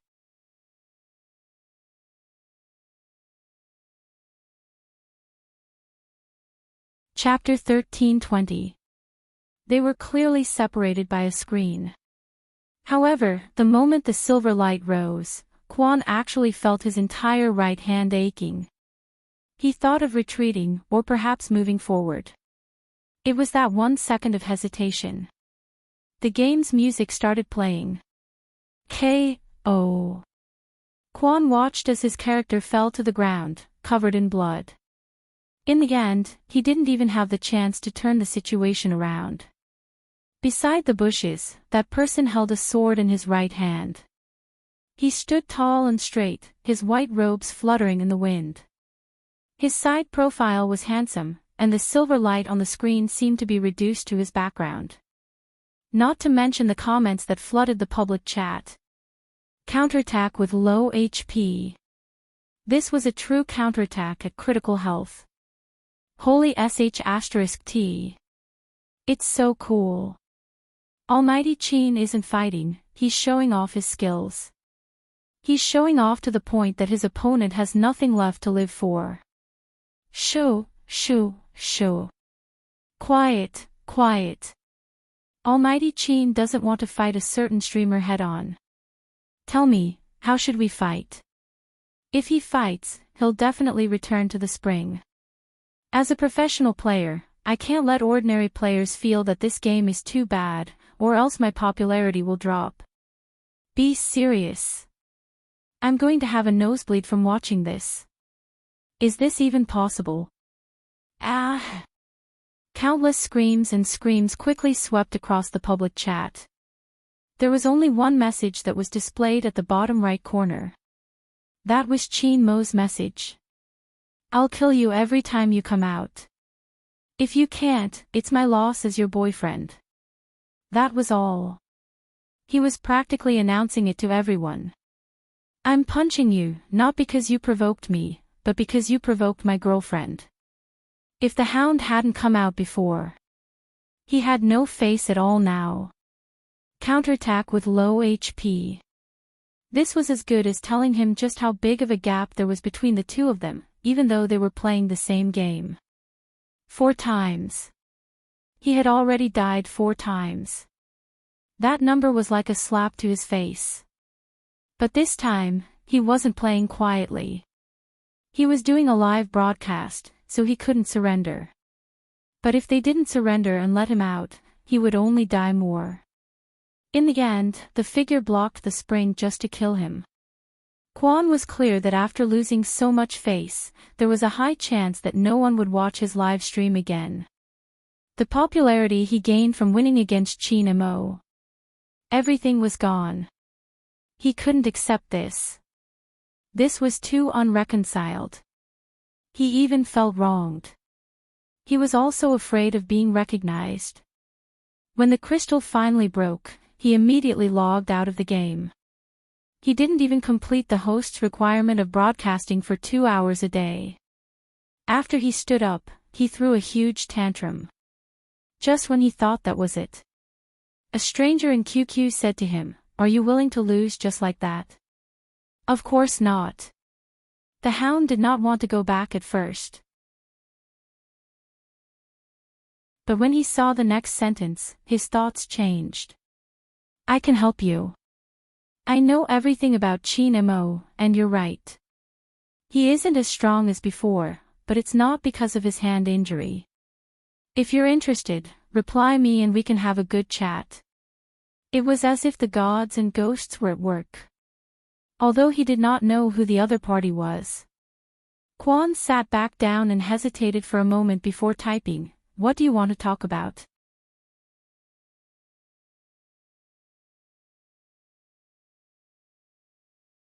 Chapter 13:21. The man's words pierced through Quan's last shred of shame. This made him pound the keyboard loudly. What is your purpose? Are you here to help me or to mock me? The stranger typed again, "Young man, don't be anxious. I'm saying this to tell you that you can't react like this. The people on the internet just need to pretend to be wronged. No matter what you've done, they'll forgive you. Besides, you only took a few things from someone else. What's the big deal? If you pretend to be pitiful during the broadcast and apologize, some people will naturally forgive you. Some people might even think that the pro players are suppressing you. After all, in my eyes, those methods just now were too flashy. Think about it carefully. Isn't what I said right? At this point, Quan found a balance in his heart. Isn't he suppressing the newbie? That person is afraid of others surpassing him. What almighty? He's probably crippled now. Wait a minute, you said that the problem with his strength wasn't because of his injuries, but something else.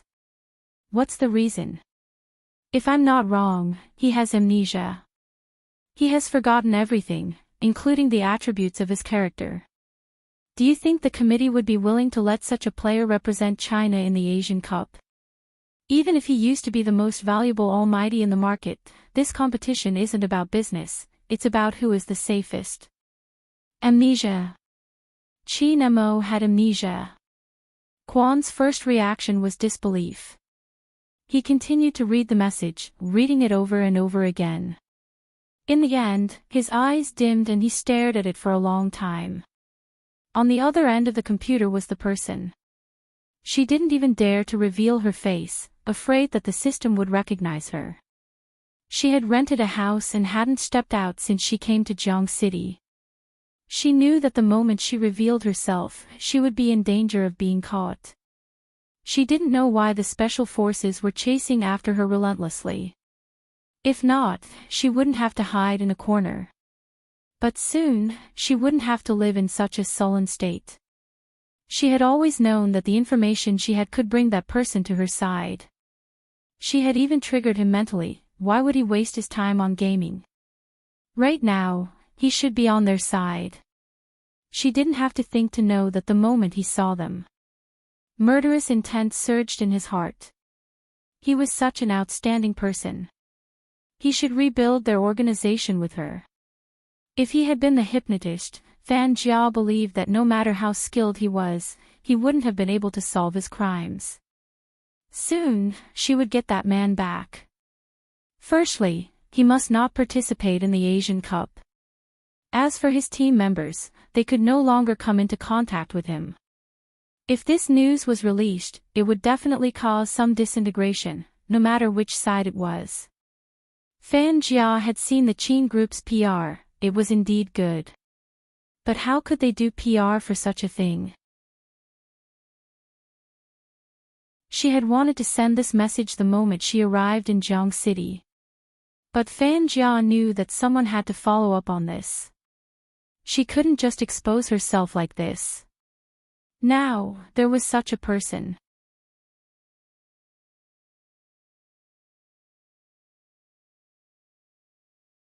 Chapter 13:22. No one in the engine room knew what they were about to face. It was the most basic kind of courage. Seeing Qin Mo smash into pieces, his heart was filled with joy. Bo Jiu was happy too. After all, the Almighty had admitted to the entire server that he was her boyfriend. He had even admitted it 3 times. Rao Rong stood there, deep in thought. How did you get your maneuvers? Wasn't it just a casual game? Qin Mo asked casually, his brows arched. Casual game? Rao Rong paused, breaking into a smile. You are really, sometimes, he had to acknowledge the existence of a genius. Then why didn't you make any predictions during the previous match? Qin Mo glanced up, looking lazy. I haven't seen that character. It happened in an instant. Everyone in the engine room stilled, turning to ask, Captain didn't play the game after you came back. That wasn't possible. Wasn't there a video online about little Secretary Qin being my wife? He played the opening, I played the rest while he watched from the side. But I didn't have any controls in the 2 matches I played yesterday. That was why Captain hadn't predicted his opponent's skills. That was because he only knew a few characters in the game.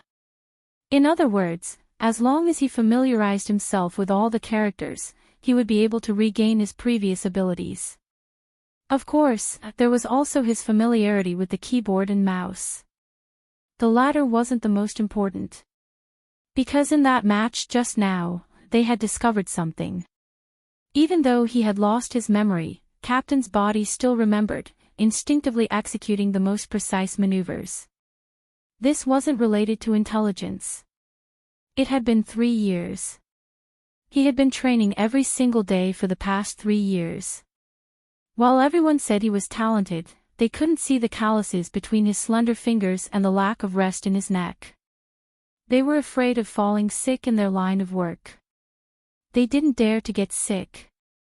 Especially when it was time for the competition, they were afraid it would affect their condition. He smoked more fiercely than the average person. Perhaps it was because of these sacrifices that others couldn't see that he had walked out and become the carry that every boy liked, the strongest jungler in the entire game. With such a past. In that instant, he didn't have to be afraid of anything. Now, he just needed time. Lin Feng was the most excited. Let's start today. Let Captain use all the game characters once.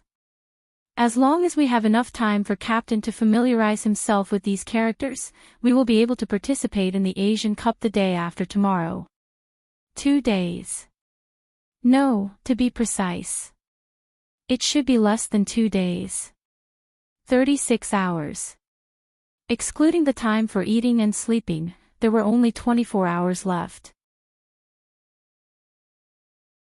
He had 24 hours to familiarize himself with all the characters in the game, and he clearly knew what methods to use to evade, the recovery time of the opponent's skills, the damage dealt, and the skills used.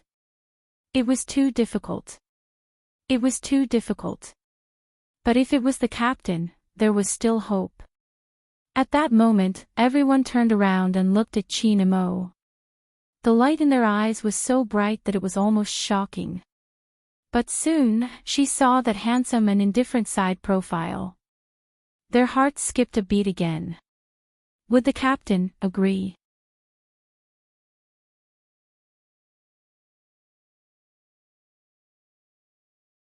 Chapter 13:23. Captain. Captain. Coco and Lin Feng spoke at the same time. But none of them were as direct as Rao Rong. Do you still want to come back and continue the competition? Qin Mo glanced at him. There wasn't the slightest hint of joy or anger in his gaze, just a slight indifference. In the end, Rao Rong was defeated. What exactly did he mean? Qin Mo stood up, one hand in his pocket as he shifted his gaze away, seemingly searching for something. In the end, his gaze landed on Lin Feng. When everyone saw Lin Feng being stared at like this, they quickly shifted their gazes. Lin Feng, who was the center of attention, felt his scalp go numb. The pressure from his captain's gaze was immense. That. He cleared his throat, about to speak when Qin Mo's voice came over. I don't remember anything now. If I don't drag you down, I can join your competition. But as a condition, I'm curious about one thing. Qin Mo's voice drifted over, sounding lazy and black-bellied. I don't remember anything now. What is it? Lin Feng was a little frightened. Why did the captain look at him when he was curious? It couldn't be that he saw him in a different light, right? That was this person. Before Lin Feng could think of anything else, Qin Mo had already raised his left hand, tapping the top of Bojo's head. She has always been telling me that we are dating, that I was the one who chased her and that she was the one who insisted on marrying me. I really want to hear the real story. In an instant, Lin Feng had reached their captain's point. Speaking of which, Captain, I've tolerated Little Spade for a long time. Lin Feng rolled up his sleeves, his face full of indignation. Really, how could she say that you liked her so much that you wanted to marry her? Even though you really liked her, everyone knows that it was Little Spade who chased after you. The first time she saw you, she said that she wanted to provide for you. But to be honest, the Fu family's money isn't enough to provide for Captain. Besides, no one knew she was a girl at that time and she would confess to any handsome guy she saw. I don't know what kind of person she is. Bojo. She finally understood how it felt to have a useless teammate.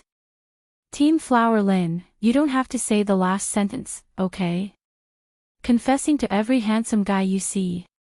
As expected, Chin Mo smiled. His beautiful peach blossom eyes slowly narrowed. Looks? Lin Feng nodded. They're very particular about looks. Is that so? Everyone present could hear the slight coldness in his voice. Even the uncle, Yin Wuyao, felt that after today, little Captain's path in love would not be easy. And then, Chin Mo's nonchalant voice rang out again. Bojo took the chance to pinch him. Lin Feng's expression instantly turned solemn, cursing in his heart. He appropriately kept away some of Little Spade's dark history and started to pick the nicer parts. Then, she seemed to have changed into a different person, rejecting you in the game. The few of us discussed this topic in detail. It must have been her ploy back then, loosening the reins only to grasp them better. She wanted Captain to notice her. After all, in the game, no one would ever reject Captain.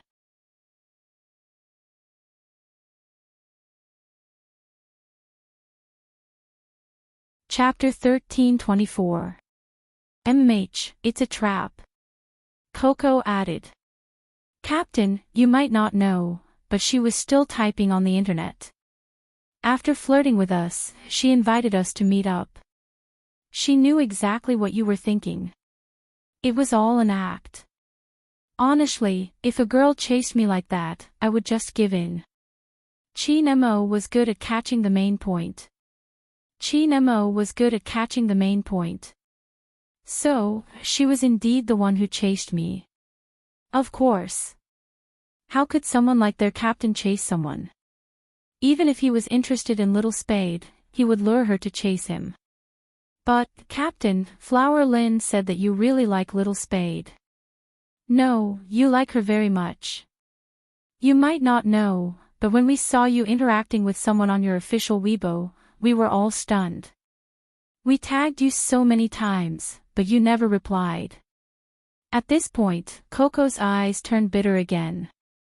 But at this moment, Chin Mo wasn't concerned about it anymore. Instead, he was concerned about what Lin Feng had said. Lin Feng noticed that his captain was looking at him again, so he immediately asked, Captain, can we continue playing now? Wait. Chin Mo tilted his head, reaching out to grab a certain someone who was about to sit down. He didn't look at her. Instead, he said to everyone present, we need some private time. After saying that, he took the man away. In the computer room, the Supreme Alliance members looked at each other, then their gazes landed on Lin Feng again. Lin Feng had received too much attention that day. The naive and innocent him didn't understand, so he scratched the back of his head. Why are you all looking at me like that? Nothing. He looked up at the sky. In the future, when they got a girlfriend, they had to control Flower Lin's mouth. She was such a troublemaker. Grandfather Butler watched from the side, his fingers supporting his forehead, shaking his head helplessly. His movements were elegant. As a qualified butler, how could he not entertain the guests when the owner wasn't around? Hence, just when everyone wanted to sneak a peek at what their captain wanted to discuss with Little Spade, Grandfather Butler brought a tray full of desserts to the computer room. Grandfather Butler dutifully brought the tray full of tea and desserts to the computer room. He smiled and blocked everyone's way. I think you need some dessert now. Yin Wuyao really wasn't interested in tea and desserts. Coco's eyes lit up when he saw the snacks. He stuffed a handful into his mouth and held Yin Wuyao's hand. Uncle, you have to try this. It's really good. Before Yin Wuyao could speak, Lin Feng, who was standing at the side, leaned over. Damn, this is too delicious. Huzi, come and eat. Yunhu and Yin Wuyao, after a few refreshments, the two of them forgot that there was a better show to watch. Sure enough, the characteristics of pig-headed teammates were the same. After being bribed, they would still help the person pay. Grandpa Butler smiled like a gentleman. Sometimes, protecting the young master's face was what a qualified butler had to do.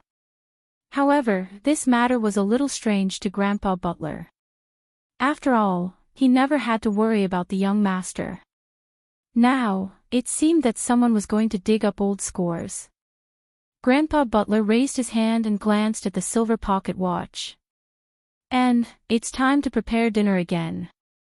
I wonder what young master will say this time. Sigh, I've chased after many people.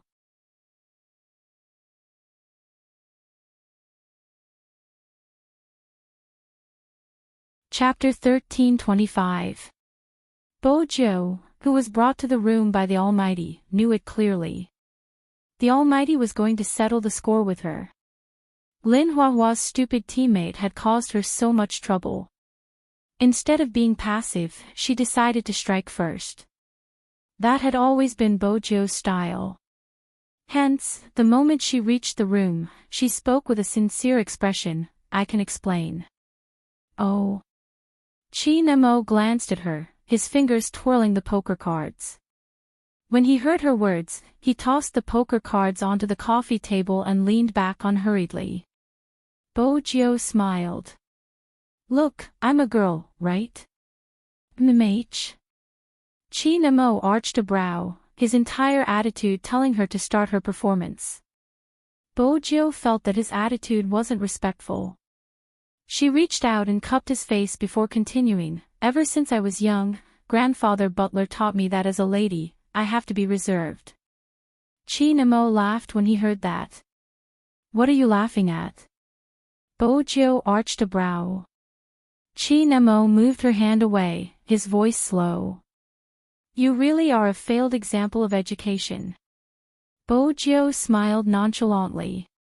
"As a lady, I have to keep up appearances, right? It wasn't easy for you to forget my dark history. I'll definitely say that you chased me."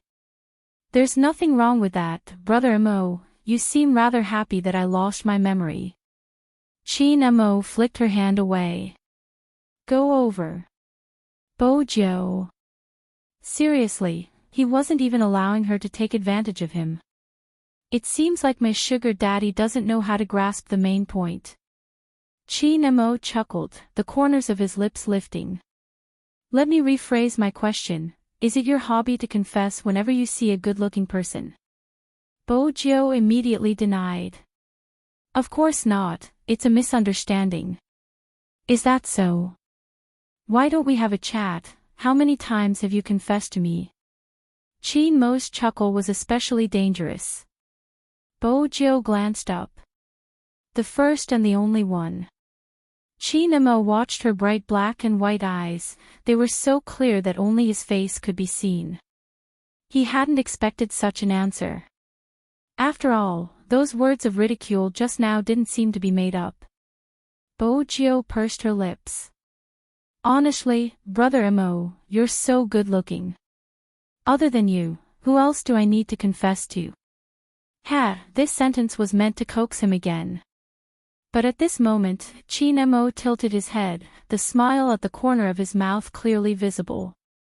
It could be seen that he really fell for it. Bojo didn't notice his smile and continued, "Have you forgotten how hard it was to woo you? When I first met you, you were like a doll. Because you were so beautiful, I couldn't bear to raise my voice at you. You don't know how fierce I was when I was young, but I was gentle to you. It's a pity that you didn't appreciate it and always complained that I was dirty. You would wash my hands for me before meals, after meals, and even before bed, as though I was a troublesome person. But as the saying goes, beauty is in the eye of the beholder. Even then, I still found you adorable. Otherwise, why would I treat you as a girl?" Of course, Bojo would never say that out loud. At the time, I realized my feelings. I shyly hugged my piggy bank and went to you to confess to you. Bojo pursed her lips. But it didn't end up as I wished. Chin-mo swept her a glance. Shyness.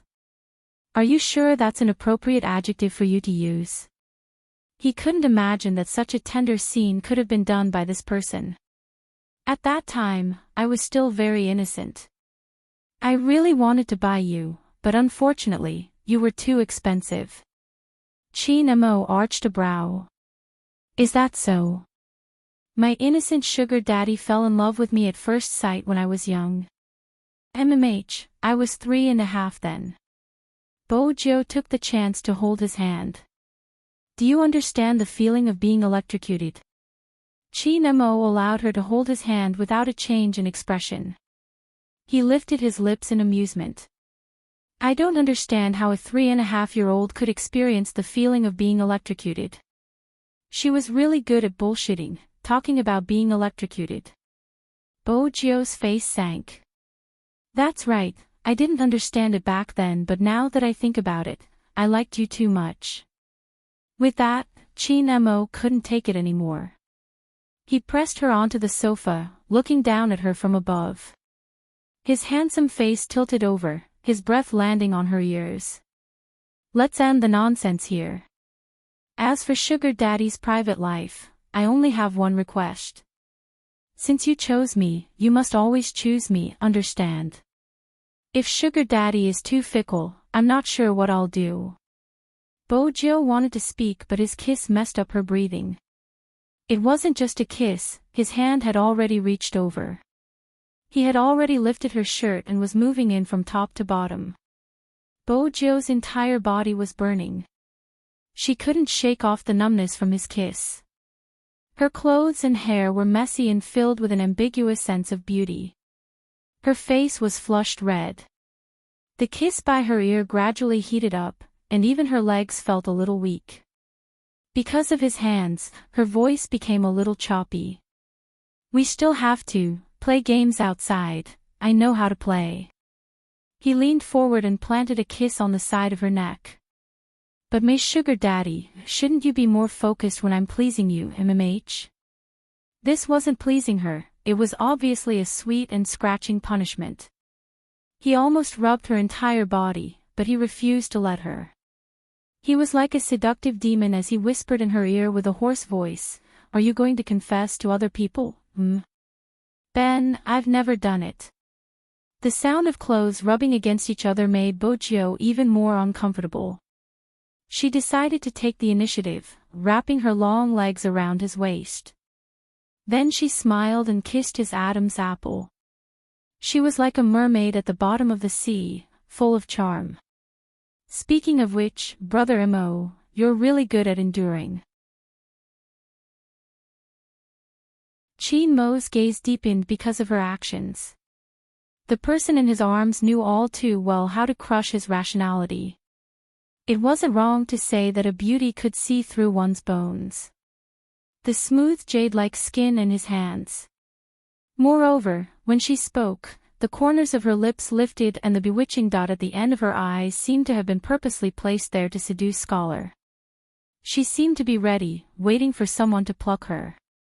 Her clothes were messy, her collarbones exquisite, the curves of her breasts round and round. Her top was lifted, revealing a smooth, white skin. It was enough to ignite anyone's impulses. Moreover, such a scene was created by him, including her emotions. Chin-mo pulled his hand back, breaking into a slow smile. Do you want to stay in bed the entire day? Don't you want the game anymore? If that's the case, you can continue seducing me. Bojo changed her position, becoming a little gangster.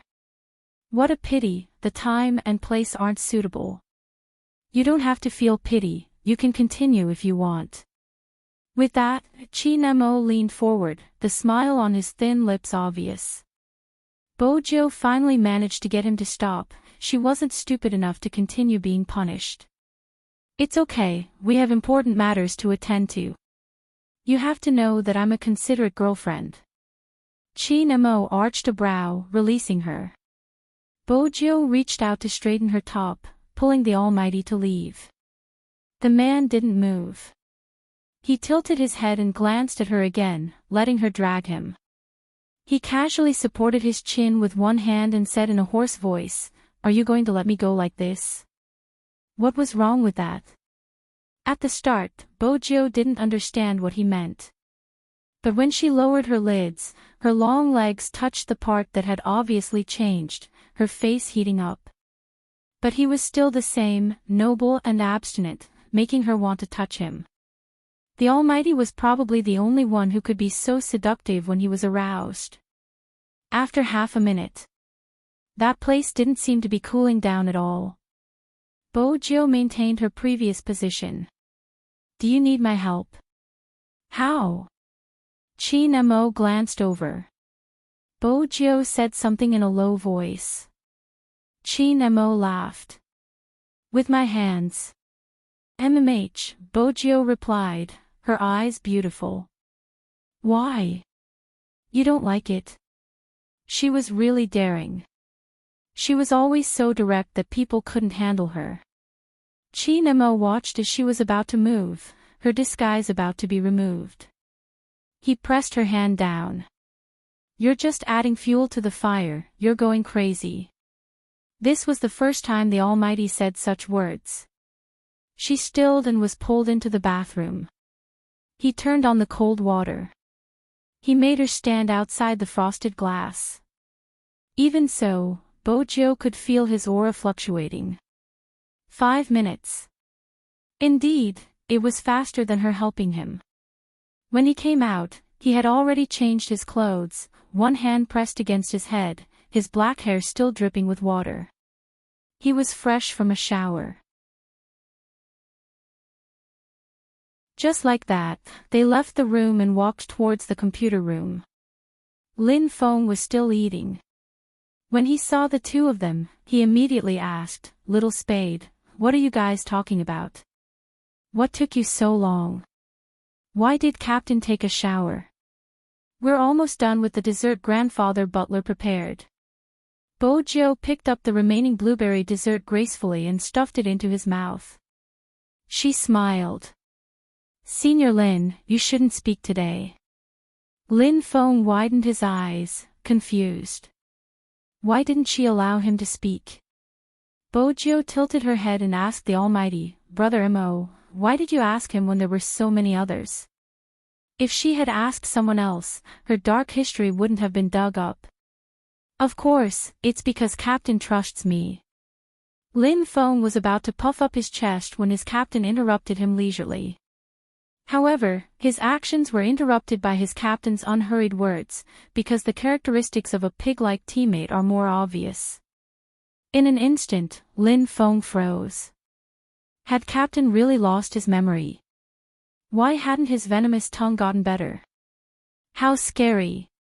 Even after losing his memory, Captain was still so cunning.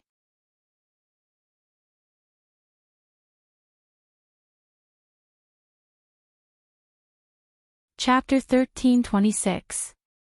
Let's begin, isn't there not much time? Chin-mo sat down, one hand supporting his chin as he nodded towards the seat beside him.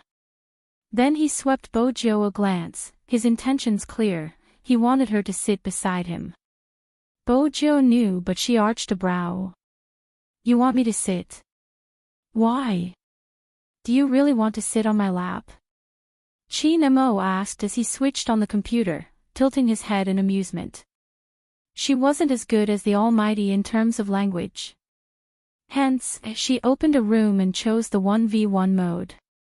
It was a 1v1 against the Almighty. Every time they started, she would switch to another character to fight against the Almighty. As they fought, she would introduce the moves of the character. Lin Feng was in a daze. Rao Rong watched as well, flicking the cigarette ash in his hand. No one had expected Little Spade to use such a method to get their captain to memorize the character's attributes. But it had to be said. This was the best method. It didn't just deepen the impression. More importantly, Little Spade's hand speed and awareness were rare in the esports world. With such a person as a sparring partner.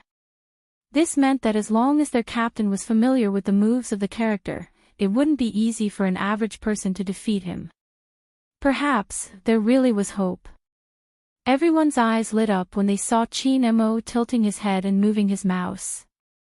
The other members of the team didn't slack off either. They logged into the game and started their daily hand speed training. Even Shui Yaoyao and Feng Xiang, the two reserve members, didn't slack off. The air in the computer room definitely wasn't good.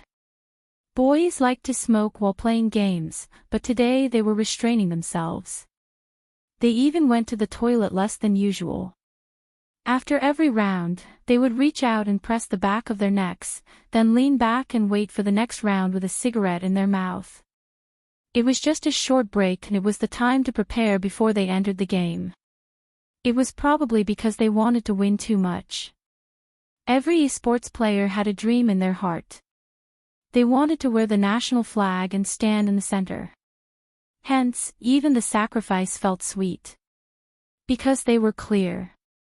They were never the same person. And there was their teammate beside them. Time passed little by little. The old butler, who had pushed open the door to call the guests down for dinner, paused when he saw this scene. He had never seen a room with such bad air quality in the castle or anywhere else.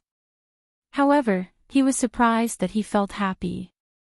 Ever since he was young, although the young master was very likable, he didn't have many friends. Having a group of people visit his home was something that had never happened before. Speaking of which, this was the first time he helped the young master entertain guests. Perhaps there was nothing wrong with a change of environment. If it wasn't a coincidence. Young master would probably never know these people. But now, he saw that because of these people, the young master's aura had finally increased. That feeling was hard to describe. When he first came into contact with the young master was still young and had no mother since birth. All her topics revolved around the pet. Later, when the owner passed away, the young master became quiet. He even talked less and less about the pet, to the point that he almost forgot about the existence of such a person. In the Fifth Avenue, the young master was wanton and mysterious. No one could catch her. Her whereabouts were uncertain and she came and went alone. She could always be seen smiling in a black motorcycle suit in the noisy nightclub. This kind of life was indeed carefree. But no one knew. When he returned to the castle, the young master hugged the small keyboard and sat on the floor of the heater drinking wine. Elegant and lonely. She liked to play an old movie, Interview with the Vampire at night. When she saw him coming, she would smile and say, "That morning, before I became a vampire, I saw the sunrise for the last time. I remember all the details, but I have forgotten all the sunrises before that. I enjoyed this spectacular view for the last time, as if it was the first time I saw it. Then I said goodbye to the sunlight and became what I am now." Grandpa Butler, me too. I said goodbye to the sunlight and became what I am now. At that time, the old butler swore to stay by this child's side for the rest of his life. It was all right now. Not only him, but more people were by her side. That was the most important thing. The corners of Grandpa Butler's lips curved slightly. He didn't disturb the group of professional gamers. She packed the dishes on the dining table in exquisite boxes and placed them in each person's hand.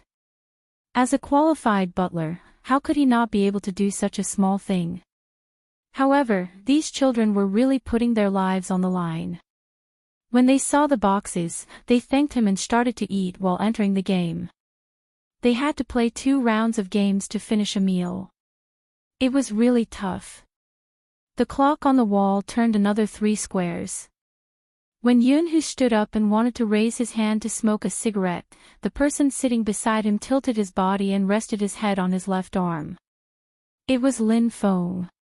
He was probably too tired from the 2 days of training and fell asleep while sitting. Yun-Hu paused, holding the cigarette in his hand. He didn't light it up, using only one hand to familiarize himself with the sensitivity of the mouse. The night outside was getting darker and darker. But in this small computer room, gentleness could be seen everywhere. Shui Yao Yao fell asleep on the keyboard, Coco's down jacket draped over her body. He had intentionally lowered the brightness of the screen. Bo Jiu was still explaining the skills of the character, but her voice was clearly much softer. In such a dark night, it was like flowing sand, making one feel extra warm. But even so, Qin Mo could hear the tiredness in her voice. He tilted his head and said, "All right, you don't have to say any more. Remember to speak quickly." Bo Jiu took a sip of water to moisten her throat. Qin Mo freed a hand and lifted her chin. "Open your mouth." "MH." The Almighty wanted to kiss her. No, that wasn't possible. If he wanted to kiss her, she wouldn't have opened her mouth, he should have closed her eyes. However, the last time the Almighty made her close her eyes, he only told her to keep dreaming. He really didn't have a shred of humanity in him.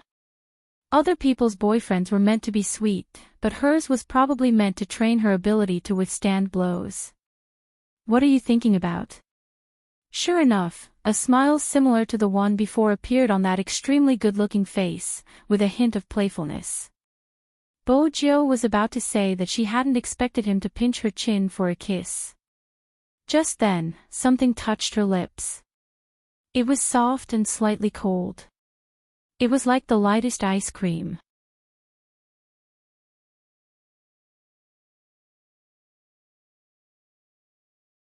Chapter 13:27. Bo Jiu's fingers paused. She tilted her head and saw his face. His lashes were long and narrow. Because of his actions, it hit her face. It was so good-looking that it didn't seem real. The kiss didn't last long. Fortunately, her teammates were focused on the game and no one saw it.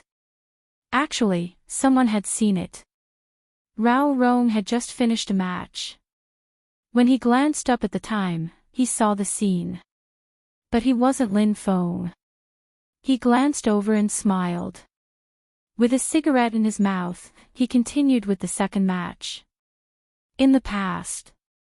It was hard to imagine. Who would fall in love with the aloof and cold Qin Mo fall in love with? After all, when he had known him, he had been a youngster who only acted according to his preferences. He had been so cold that it had been a headache. He definitely didn't have much patience. He hadn't even batted an eyelash at the beautiful female casters. Regardless of how seductive they were, even if they were to stand naked in front of him, he would always have a mocking smile on his face. From the looks of it, when it came to love, he had to be gentle. Rao Rong clicked lightly, entering the next match. Bo Jiu listened to the tapping of the keyboard. She glanced down at the wet lips after he had kissed her. Her heart started to race. But the Almighty was indeed the Almighty. When he didn't speak, he was as beautiful as a fairy. The moment he opened his mouth, he would reveal his true self. Just as you said, the kiss is over. Open your mouth and let me take a look. What am I looking at? Bo Jiu did as she was told. Judging from the Almighty's expression, if she didn't listen, he would throw her out of the window. Qin Mo looked at himself. When he saw the redness in the middle of her throat, his deep eyes narrowed slightly. As expected. Brother Mo. Bo Jiu arched a brow. She didn't understand what he was looking at. He walked out and asked for a peppermint candy from someone. He stuffed it into her mouth and said in a lazy tone, "Say one more word and I'll quit the game." That was when Bo Jiu realized that he was feeling heartache for her throat. She couldn't help but smile, but she couldn't make it too obvious. Otherwise, the Almighty would say that he was proud again. She sat there for a while before moving again. She leaned over and kissed his ear. Brother Mo, thank you. The candy is delicious. Qin Mo's hands paused. He forgot to deal damage and was killed by the tyrant. When he pulled himself out of that guy's aura, there was already a line of dots on the screen. Is my assassin sleepwalking? He was killed by the tyrant. An assassin can't even kill a monster. I feel like I'm going to lose again. Alright, my mentality has collapsed. How am I supposed to fight like this? Bojo, who hadn't entered the game, turned to take a look. However, Chinemo raised his hand, blocking her from reaching over. His tone was casual. Get me a glass of water. Isn't there one here? Bojo pointed to the glass of water beside him. The number 1 jungler, who had been killed by the tyrant, replied expressionlessly, It's cold, I want a cup of hot tea to wake me up. Alright, I'll go look for Grandfather Butler. After reviving in the spring, Chinemo darted into the jungle once more. This time, he didn't just kill the tyrant, he had also taken away the ADC. In an instant, the situation in the game changed. His teammates who had won without doing anything were a little confused. Since his jungler was so good, why had he been killed by the tyrant? It wasn't just his teammates, even the opponents were asking the same question. Chinemo moved his fingers, replying, lagged internet connection. That was why gamers had the same routine. Regardless of the situation, there would always be a perpetual excuse, lagged internet connection. But only Chinemo knew what had happened in that instant. How could he be affected by a prey to such an extent? Chinemo lowered his gaze, not saying a word. Next, he didn't give her a chance to speak. When he saw that she was about to explain, he stuffed a piece of candy over. Looking at the man's wavering eyes, Yizichin felt a chill run down his spine. Chinemo sneered, she obviously wanted him to feed her the candy personally. It wasn't easy to get tired when they accompanied each other. But in the wee hours of the morning, his shoulders couldn't take it. The weather outside was getting cold. Bojo glanced up, turning to Yin Wuyao. There's a room, shall we get everyone to sleep in? Let's sleep here. Yin Wuyao flicked the ash off his cigarette. Sitting in front of the computer gives me a higher chance of winning. Everyone probably feels the same way, me too. With that, Yin Wuyao leaned back. It's good, I feel at ease. Bojo understood the feeling he was referring to, her lips curving into a slight smile. Yin Wuyao spoke again, little captain. MMH? Bojo arched a brow. Yin Wuyao knew that everyone was asleep. Those who weren't asleep couldn't hear their conversation. Continue playing, if you really can't take it, just wear female clothes, it's nothing. You can just change back. I promised I promised my mom that I wouldn't play anymore. Bojo tilted her head. Besides, Rao Rong is here, even without me. As long as the Almighty recovers, Supreme Alliance will still be able to clinch the championship. I've seen the comments online, it doesn't affect me in that aspect, but I don't want people to talk about my gender when you are trying so hard to win. That wouldn't be fair to those who are serious about the competition. Most importantly, I don't want any black marks on his almighty record. Uncle Ian, do you know? That person should stand on the altar, clean and innocent.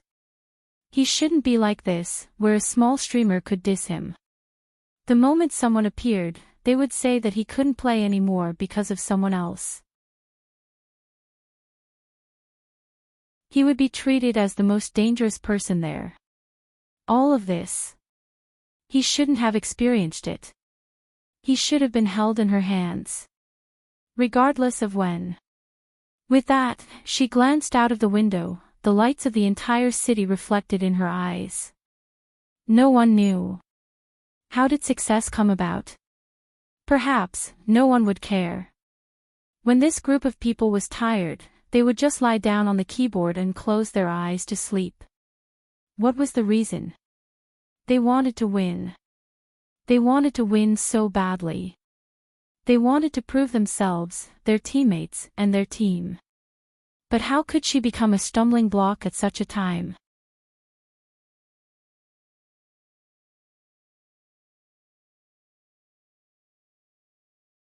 Chapter 13:28. Night fell. Some people were working hard. Some people didn't understand. In the small computer room, everyone was thinking about fighting for a glimmer of hope. A piece of news appeared on a forum. The title was very eye-catching. Can this almighty still represent China in the competition after losing his memory? Memory loss. When the netizens saw this word, they naturally clicked on it subconsciously. Then they saw the description above. The number 1 jungler in the entire server, the most valuable MVP player. There are too many fans who label this almighty. As someone who likes him, I have to admit that up until now, no one has been able to surpass him in terms of operational awareness. But now that he has lost his memory, everyone has seen the previous competition. There were 5 players and he actually lost 1 life to a streamer. At first, I didn't believe such a thing would happen to him. But when I saw the video, I knew that it wasn't his operation. Under normal circumstances, he wouldn't have achieved such a result. Some fans, don't be in a hurry to talk about his hand injury. His hand injury isn't something that happened in a day or two. Everyone has seen it for themselves. Even during the National League, when he faced the national champion Xiangnan, he didn't lose any of his drive. But look at his operation in this match. It's obvious that he has forgotten his previous awareness. Can he still represent our country in the competition? I know that no one is willing to see this team fall apart, but to be honest, he is really old. Now that he has lost his memory, why can't we, as his fans, think about it from a rational point of view? Is it still suitable for him to play in this match? I believe the National Organizing Committee has an answer in their hearts. After all, this concerns the reputation of our country. This post was too provocative. Whether it was the timing of the post or the topic it was leading to, it caught people off guard. Although he didn't point out who this almighty was, from the description, people could already guess the name. Qin Imo. The almighty in their hearts. In just an instant, the internet exploded. Every fan was burning with anxiety. Their almighty actually lost his memory. Was that possible? Many people were replying to the post, asking, "Where did you get the news? How could my almighty Qin lose his memory?" In less than 10 minutes, the post became a hot topic. Too many people joined in, regardless of whether they were fans of esports or had never watched an esports competition before. The scene became out of control. The only thing that could be salvaged was that Feng Yi noticed the post immediately. After all, he was living and eating in the company to keep an eye on the PR side. It was just that he had thought too much about what would happen. She never expected that young Master Qin's amnesia would be exposed. Because only the internal members of their team knew about this news. Moreover, he had just told Lin Feng about this news. Under normal circumstances, a person like Feng Yi, who worked hard in the business world, would first suspect Lin Feng. After all, that fellow was indeed a chatterbox. But he knew about the members of Supreme Alliance. Those people might be very talkative. However, he would always think from the other party's point of view.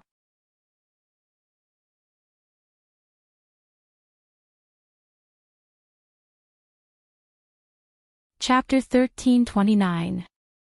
Moreover, it was a waste of time to think about who had leaked the secret. What he needed to do now was to salvage the situation. Feng Yi clicked on the mouse, reading the post 3 times. From the moment it was released until now, it had been problematic at every point. Firstly, it was the timing that the person had chosen. It was published in the wee hours. At this time, most of the people online were netizens. The company was basically in a state of rest. If he hadn't been mentally prepared, he wouldn't have seen this post. Secondly, if it had only been about young Master Qin's amnesia, it would have caused an uproar. But without the guidance at the back, he had other ways to deal with it. Supreme Alliance had never found excuses to evade anything. If the fans wanted to know, they could ask the officials directly. But the person who made the post didn't just want to expose young Master Qin's amnesia, the crux was the latter point. It involved the country's reputation, which would definitely make people feel that this matter had to be resolved. This wasn't a post made by a fan. A fan wouldn't do such a thing. Feng Yi frowned. He didn't expect the committee to not care about this matter. Even if they hadn't cared in the past, with the influence of the internet, the committee would have their own considerations. Feng Yi stood up. His first reaction was to use all his connections. He didn't care about the time anymore, dialing a string of numbers. Hello, Boss Lee. It's like this, there's something. It was hard for anyone to imagine that there would be a day when the person known as the Smiling Fox would use such a pleading tone to talk to someone. But before he could finish, the person on the other end of the line interrupted him. Little Feng, I saw the incident with Supreme Alliance. Boss Qin's amnesia is a huge matter, how dare you hide it? It's not that I want to criticize you, but why are you getting worse and worse? It's such a huge piece of news, it's impossible for me not to expose it. I've given you enough face, so don't call me anymore. He wasn't calling Boss Feng warmly, but Little Feng. Feng Yi's fingers froze when he heard the busy tone. The little assistant had woken up as well, watching from the side. Her eyes reddened instantly. What she didn't expect was that the man standing in front of the desk didn't pause at all and made a second call. Again and again, he was rejected and even mocked. In the end, someone finally agreed to talk to the organizing committee, but it was just a casual talk. The little assistant looked at CEO Feng, who reached out to tug open his collar and felt that it was too difficult. How could he still smile when it was so difficult? Thank you, Mr. Zhang. I'll treat you to a drink later. After Feng Yi hung up, the assistant walked over and saw him light a cigarette. She called out, CEO Feng. Feng Yi acted as if he hadn't heard anything, obviously thinking about something else. The young assistant raised her voice. How did you do it? What? Like now, I can endure those things. Feng Yi paused, his thin lips curving upwards. Back when Supreme Alliance was first established, we encountered a lot of such incidents. We are an esports company that deals with the internet. Back then, no one admitted that Supreme Alliance could become popular. We only relied on young Master Qin's face to pull in many resources. Compared to then, things are better now.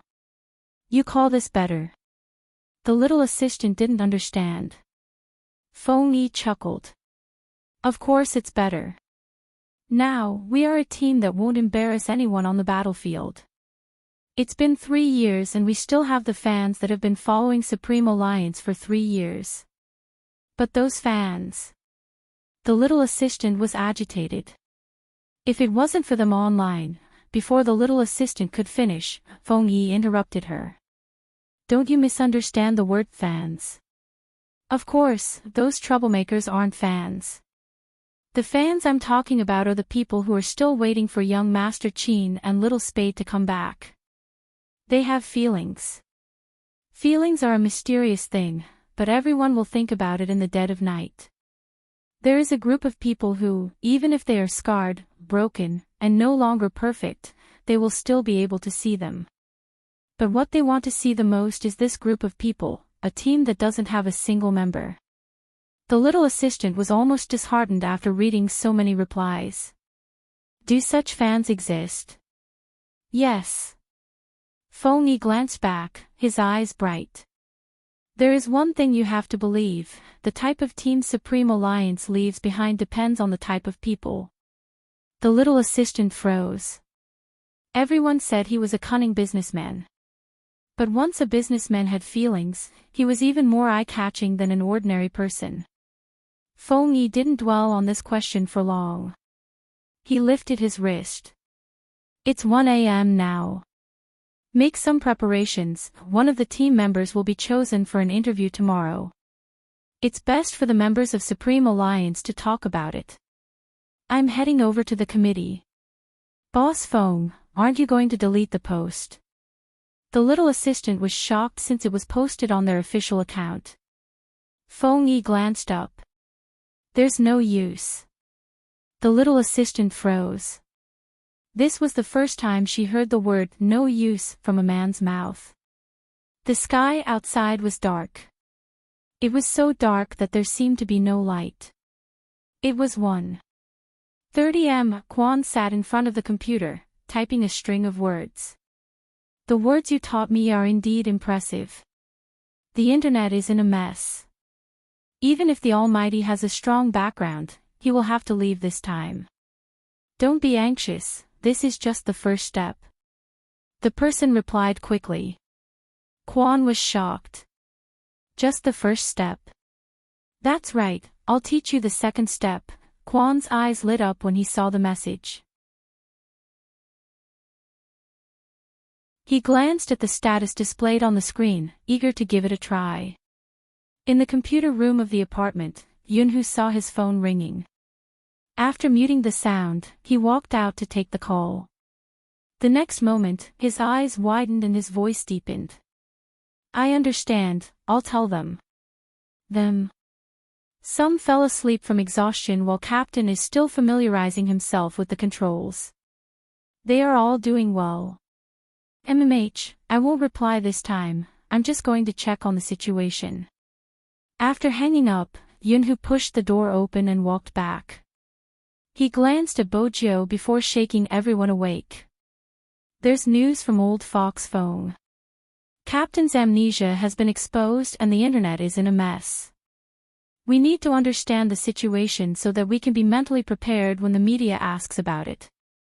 Lin Feng, who had been yawning, woke up instantly. Almost everyone had the same reaction. Unease, extreme unease. Because everyone knew this wasn't a small matter. Other than the main character, Qin Mo, his expression remained the same.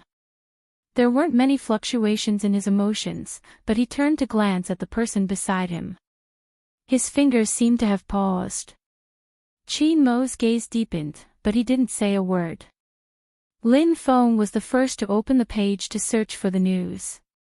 Actually, there wasn't a need to search.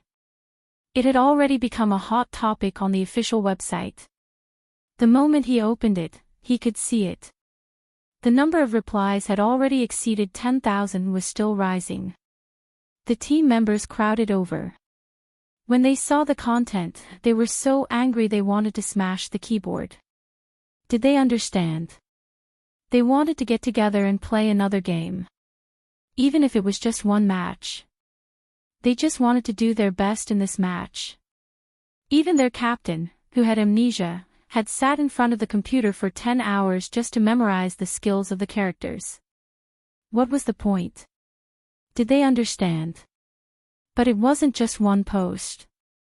Other than this post, there was another one that was slowly becoming popular, and it seemed like it couldn't be stopped. It was in the tone of a fan. Such a big thing happened. As an old fan of Supreme Alliance, I want to know who the person who leaked the news is. This kind of thing should only be known within the team. They even said that they are as close as a family. Ever since Spadesy joined, there hasn't been any peace. Who was the first to know about this and say it out loud? I think we should look for it. This type of post was obviously to stir up momentum. But there were fans who couldn't understand and really replied below. Other than Spadesy, the one who replied the most was Lin Feng. The reason they gave was simple. After all, he was a chatterbox and definitely didn't tell anyone easily. In the end, it was exposed by his fans. After Lin Feng saw the replies, his first reaction was to look at the expressions of his team members. No, no matter how fast my mouth is, I wouldn't say such things so casually, before he could finish. Suddenly, there was a loud bang. Coco, who hadn't said a word, lifted the keyboard. I've had enough. The more good-tempered and cute a person was, the more heart-wrenching it was when he was angry. Coco stood up, as though he was going to use all his strength to smash everything in the computer room. Gaming, why do we have to play games? What kind of lousy profession is this? How many people do we have to interact with? These likes, are these F*King likes? Anyone who knows what it means to like someone wouldn't be like this. I've had enough of such likes. I'm almost out of breath. Quit the industry, F*King Asian Cup, whoever wants to play can play, I'll touch this thing again, You're tuning into the LoveLore Library YouTube channel. We're so grateful for your support and don't forget to subscribe to join us on this incredible journey through captivating stories. Your generosity through donations truly makes a world of difference, as it's the primary source of revenue that allows me to expand and enhance this channel for you. Thank you from the bottom of my heart for being a part of this adventure.